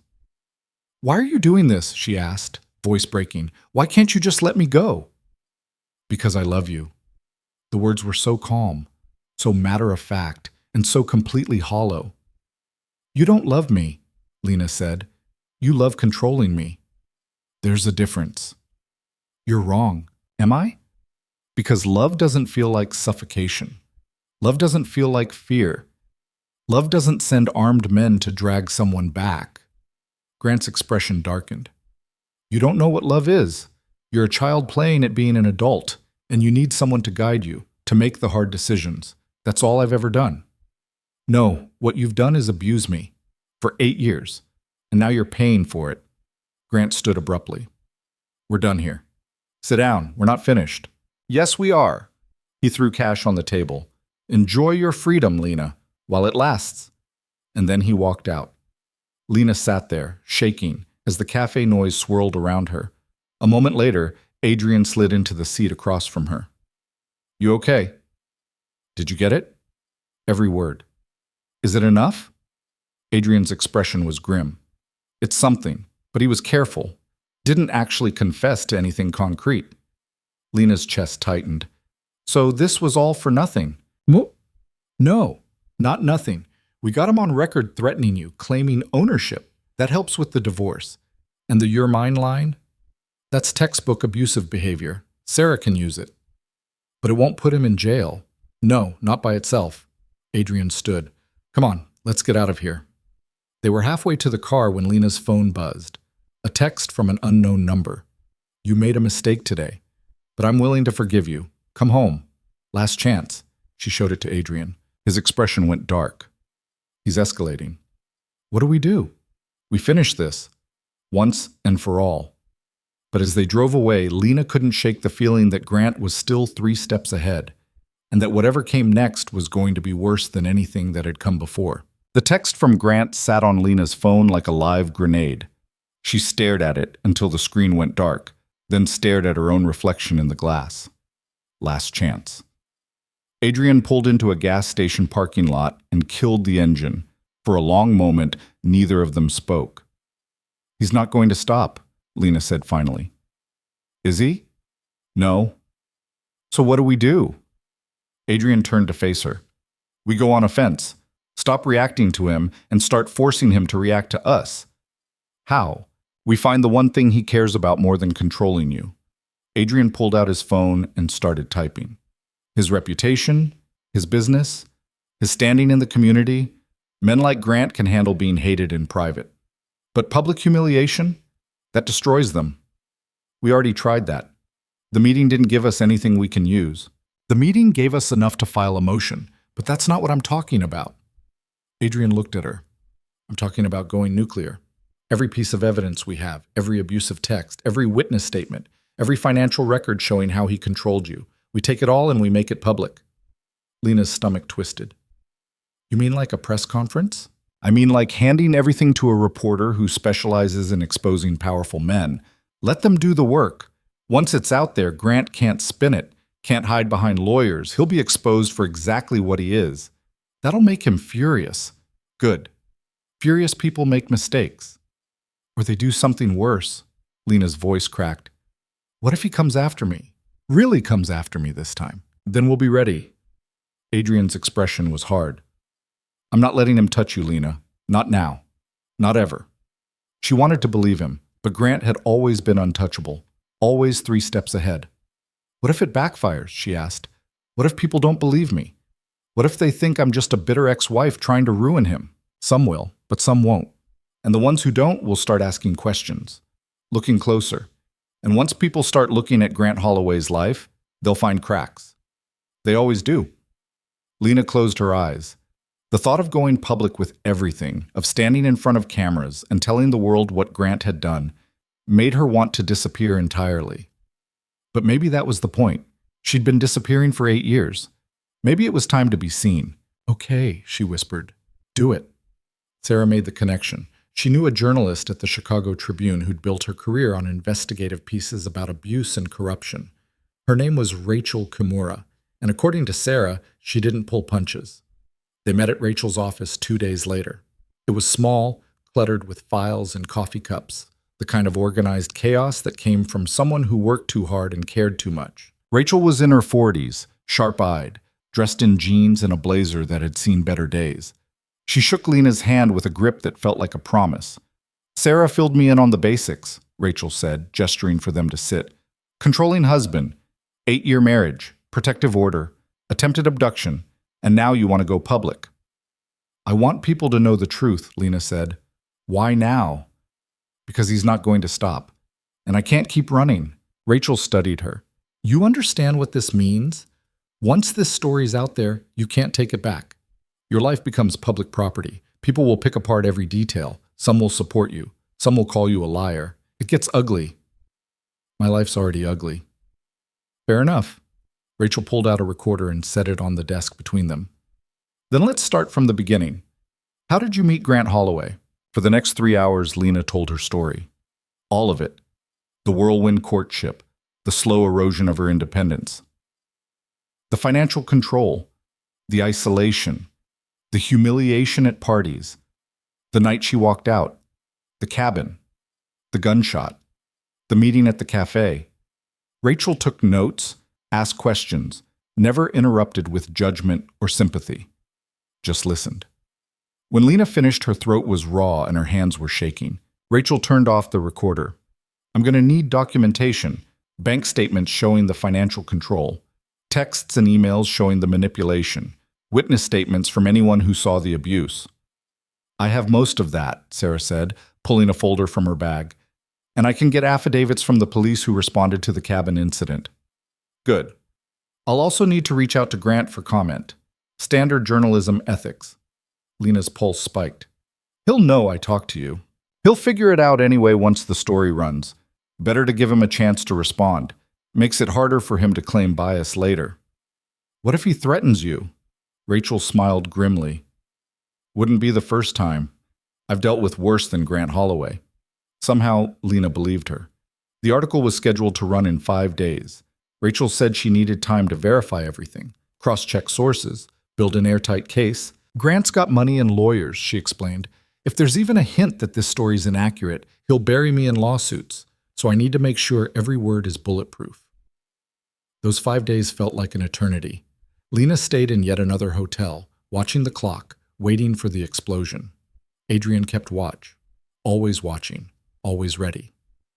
On the 3rd day, Grant's lawyer called Sarah. He wants to settle, Sarah said when she relayed the conversation to Lena. Full divorce, division of assets. He'll agree to everything if you sign a non-disclosure agreement. An NDA? Yeah, you walk away with half of everything, but you can never talk about the marriage, never give interviews, never tell your story. Lena felt something hot and sharp twist in her chest. He knows about the article. Probably. Someone must have tipped him off that you talked to a reporter. So this is him trying to buy my silence. Essentially, yes. Lena looked at Adrian, who was sitting across from her, arms crossed, expression unreadable. What do you think? She asked him. I think it depends on what you want.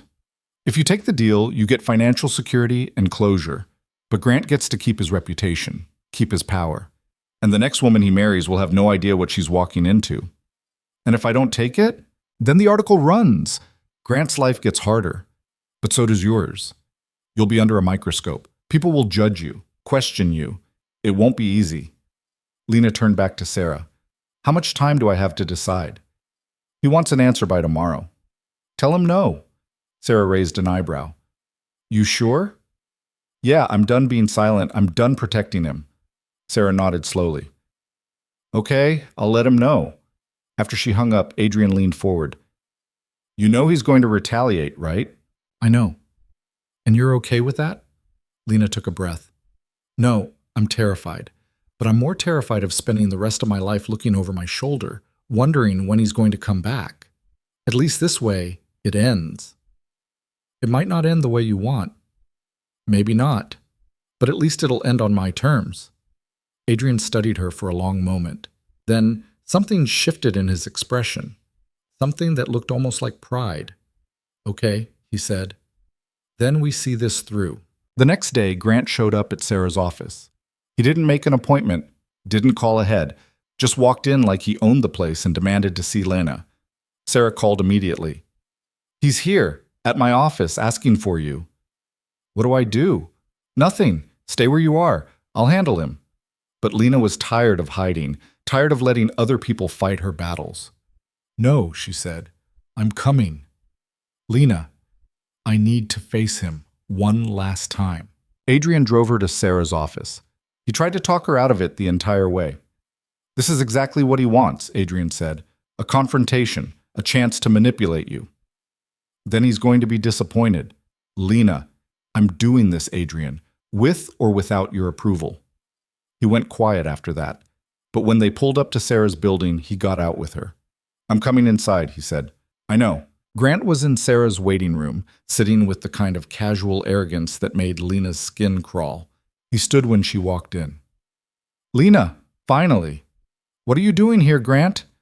I came to talk, one last time, before you make a decision you'll regret.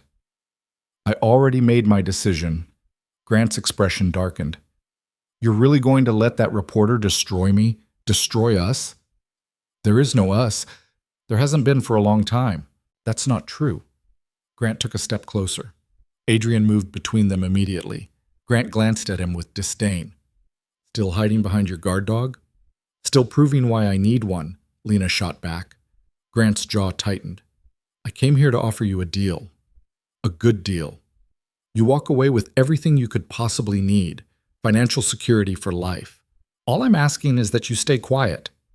And let you do this to someone else? There is no someone else. There's only you. There's only ever been you. Stop. Just stop. Lena's voice cracked. I'm not doing this anymore. I'm not letting you twist everything into some romantic tragedy where you're the victim. You abused me. For 8 years, you controlled every aspect of my life. And when I finally found the courage to leave, you tried to have me kidnapped. You don't get to rewrite that story. Grant's expression went cold. You think you're brave? You think standing here, playing the victim, makes you strong? I think surviving you makes me strong. You didn't survive me. You ran, like a coward. Yeah, I did, because staying would have killed me. The words hung in the air. Grant stared at her like she'd slapped him. Then slowly, his expression shifted. The mask cracked, and underneath was something ugly and raw. You're making a mistake, he said quietly. You think you're free? You're not. You'll never be free of me. Because every time you look in the mirror, every time you try to trust someone, every time you think about building a new life, I'll be there, in the back of your mind, reminding you that you're nothing without me. Lena's chest tightened, because part of her knew he was right. Part of her would always carry the scars of what he'd done. But scars weren't the same as chains. You're wrong, she said. You're not in my head anymore. You're just a man I used to know. And pretty soon you'll be a man everyone knows, for exactly what you are. Grant's face twisted. For a second, Lena thought he might lunge at her. Then he turned and walked out. The door slammed behind him. Lena's legs gave out. She sank into a chair, shaking. Sarah knelt beside her. You okay? Yeah, I think so. Adrian was still standing by the door, watching the street. He's getting in his car. Good. Let him go. But as Grant's Mercedes pulled away, Lena saw his face through the window, cold, calculating, already planning his next move. This wasn't over, not yet. The article ran 3 days later. The headline was simple, devastating. The man behind the empire, how Grant Holloway built a fortune while destroying his wife. Rachel had done her job. Every detail was there. Every text, every witness statement, every financial record showing how Grant had isolated and controlled Lena for nearly a decade. The response was immediate. Social media exploded. People who knew Grant started coming forward with their own stories. Employees who'd been fired for speaking up, business partners who'd been manipulated, women who dated him before Lena and recognized the pattern. Grant's company put out a statement denying everything, called it a hit piece, threatened legal action, but the damage was done. By the end of the week, Grant was under investigation, not just for the attempted kidnapping, but for financial fraud, tax evasion, everything the article had unearthed. His empire started to crumble. Investors pulled out. Partners distanced themselves. The board of directors called an emergency meeting, and Grant, for the first time in his life, had nowhere to hide. The arrest came on a Tuesday morning. Lena was at Sarah's office, going over the final divorce papers, when Sarah's phone buzzed with a news alert. Grant Holloway arrested on charges of conspiracy to commit kidnapping, financial fraud, and obstruction of justice. Sarah turned the phone so Lena could see. On the screen was a photo of Grant in handcuffs being led out of his building by federal agents. His expression was blank, defeated. Lena stared at the image for a long time. She'd imagined this moment 1,000 times, thought it would feel like victory, like vindication. Instead, she just felt tired. "It's over," Sarah said quietly. "Is it?" "Yeah. With these charges, he'll be lucky to avoid prison. And even if he does, his reputation's destroyed. He's done." Lena nodded slowly. "What happens now?" "Now we finalize the divorce, get you a settlement, and you start rebuilding your life." Rebuilding. The word felt impossibly heavy. How did you rebuild when everything had been torn down? When you'd spent so long being someone's possession that you didn't know how to be your own person? "I don't know how to do that," Lena admitted. "Neither did I," Sarah said, "but you figure it out, one day at a time." The divorce was finalized 6 weeks later. Grant didn't contest it, didn't show up to court. His lawyers handled everything remotely while he sat in a jail cell, waiting for his trial. The settlement was more than Lena expected, enough to start over, to build something new. She signed the papers in silence, feeling nothing. It should have felt like freedom, like the end of a nightmare. Instead, it just felt like the end. Adrian was waiting outside the courthouse when she came out. "How do you feel?" he asked. "Empty? That's normal." "Is it?" "Yeah, you've been fighting for so long, your body doesn't know what to do without the adrenaline." Lena looked up at the sky. It was a clear day, cold but bright, the kind of day that felt like possibility. "What do I do now?" she asked. Adrian shrugged. "Whatever you want. That's the whole point." But after 8 years of being told what to want, Lena didn't know where to start. She spent the next few months in a kind of fog. She got an apartment, small, affordable, hers, bought furniture, tried to build a routine, but everything felt strange, unmoored, like she was playing at being a person instead of actually being one. Adrian checked in regularly, made sure she was okay, never pushed, never asked for anything, just was there. "You don't have to keep doing this," Lena said one evening when he stopped by with takeout. "Doing what?" "Taking care of me." "I'm fine. You've done enough." Adrian set down the food and looked at her. "Is that what you think I'm doing? Taking care of you?" "Isn't it?" "No, I'm just being your friend. You're allowed to have those now, you know." The word landed hard. Friend. She hadn't had one of those in so long, she'd forgotten what it felt like. "I don't know how to be a friend," she admitted. "I don't know how to be anything except what Grant made me." "Then figure it out. You've got time now." "Do I? Because I still feel like I'm waiting for something terrible to happen, like this is all temporary, and any second, it's going to collapse." Adrian leaned forward. "It's not temporary, and it's not going to collapse. Grant's in prison. The divorce is final. You're free, Lena, for real this time." She wanted to believe him, but freedom felt like a word in a foreign language. She could say it, but she didn't understand what it meant. The breakthrough came 6 months later. Lena was at a coffee shop reading when a woman approached her table. "Excuse me, are you Lena Carter?" Lena's stomach dropped. She'd gotten recognized a few times since the article ran. Usually people were kind. Sometimes they weren't. "Yeah," she said carefully. "I just wanted to thank you," the woman said, "for speaking up. My ex-husband, he was a lot like yours. Controlled everything. Made me think I was crazy. I stayed for 12 years because I thought I had no way out, but your story made me realize I could leave, so I did. 2 months ago, I filed for divorce. Lena's throat tightened. How are you doing? Terrified, but also hopeful. For the first time in a decade, the woman's eyes were bright. So thank you. You probably saved my life. She walked away before Lena could respond. Lena sat there staring at her coffee, feeling something shift inside her chest. She'd spent so long thinking her story was just pain, just shame, just something to survive and move past. But maybe it was more than that. Maybe it was proof. Proof that leaving was possible, that surviving was possible, that the other side existed, even when you couldn't see it. That night, she called Adrian. I think I'm ready, she said. Ready for what? To actually live. There was a pause, then Adrian's voice, warm and steady. Good. It's about time. Lena started small. She volunteered at a women's shelter, helping other survivors navigate the legal system. She took a class, photography, something she'd loved before Grant convinced her she wasn't good at it. Slowly, piece by piece, she built a life that was hers. It wasn't perfect. She still had bad days, still flinched at sudden noises, still checked locks obsessively. But she also had good days. Days where she laughed. Days where she felt light. Days where she forgot to be afraid. And those days started to outnumber the bad ones. A year after the divorce, Adrian invited her to dinner. Not at a restaurant. At his place. There's someone I want you to meet, he said.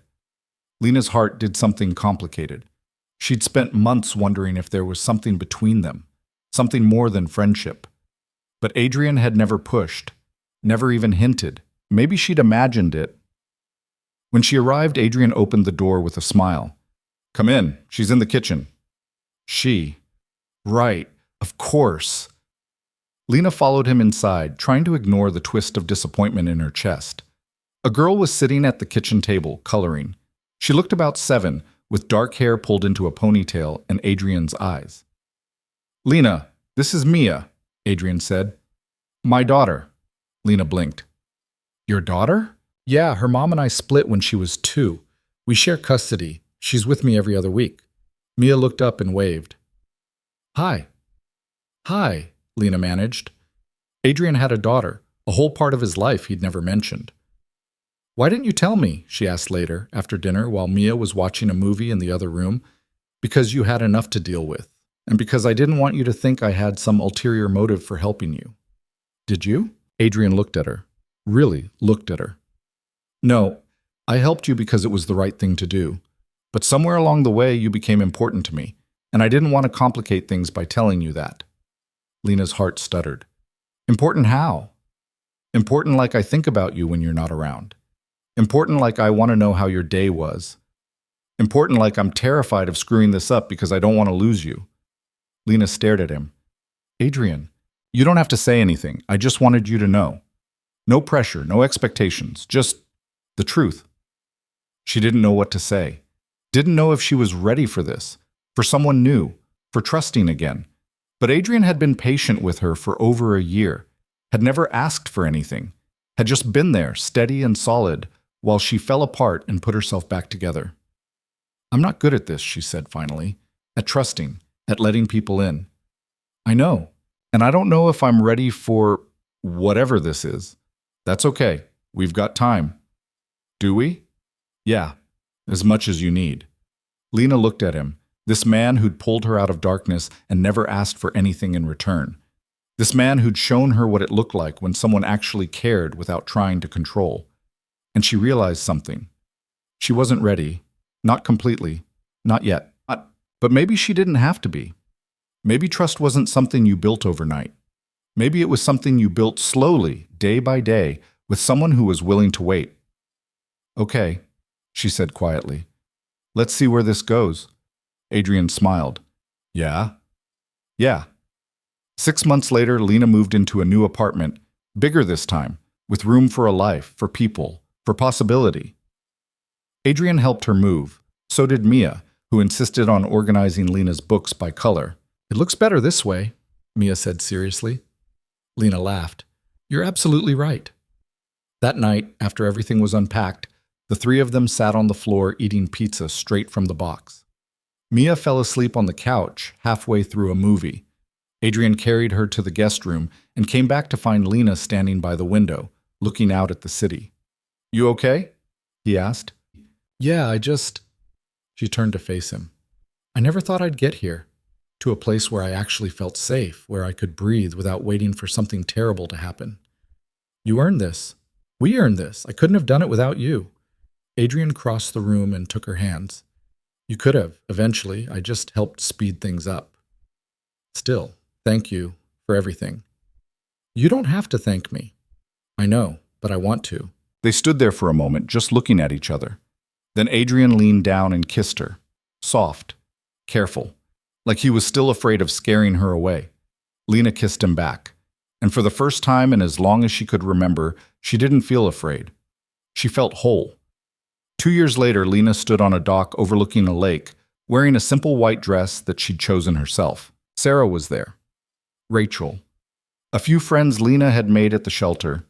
Mia, wearing a flower crown and grinning like she'd won the lottery. And Adrian waiting at the end of the dock, looking at her like she was the only person in the world.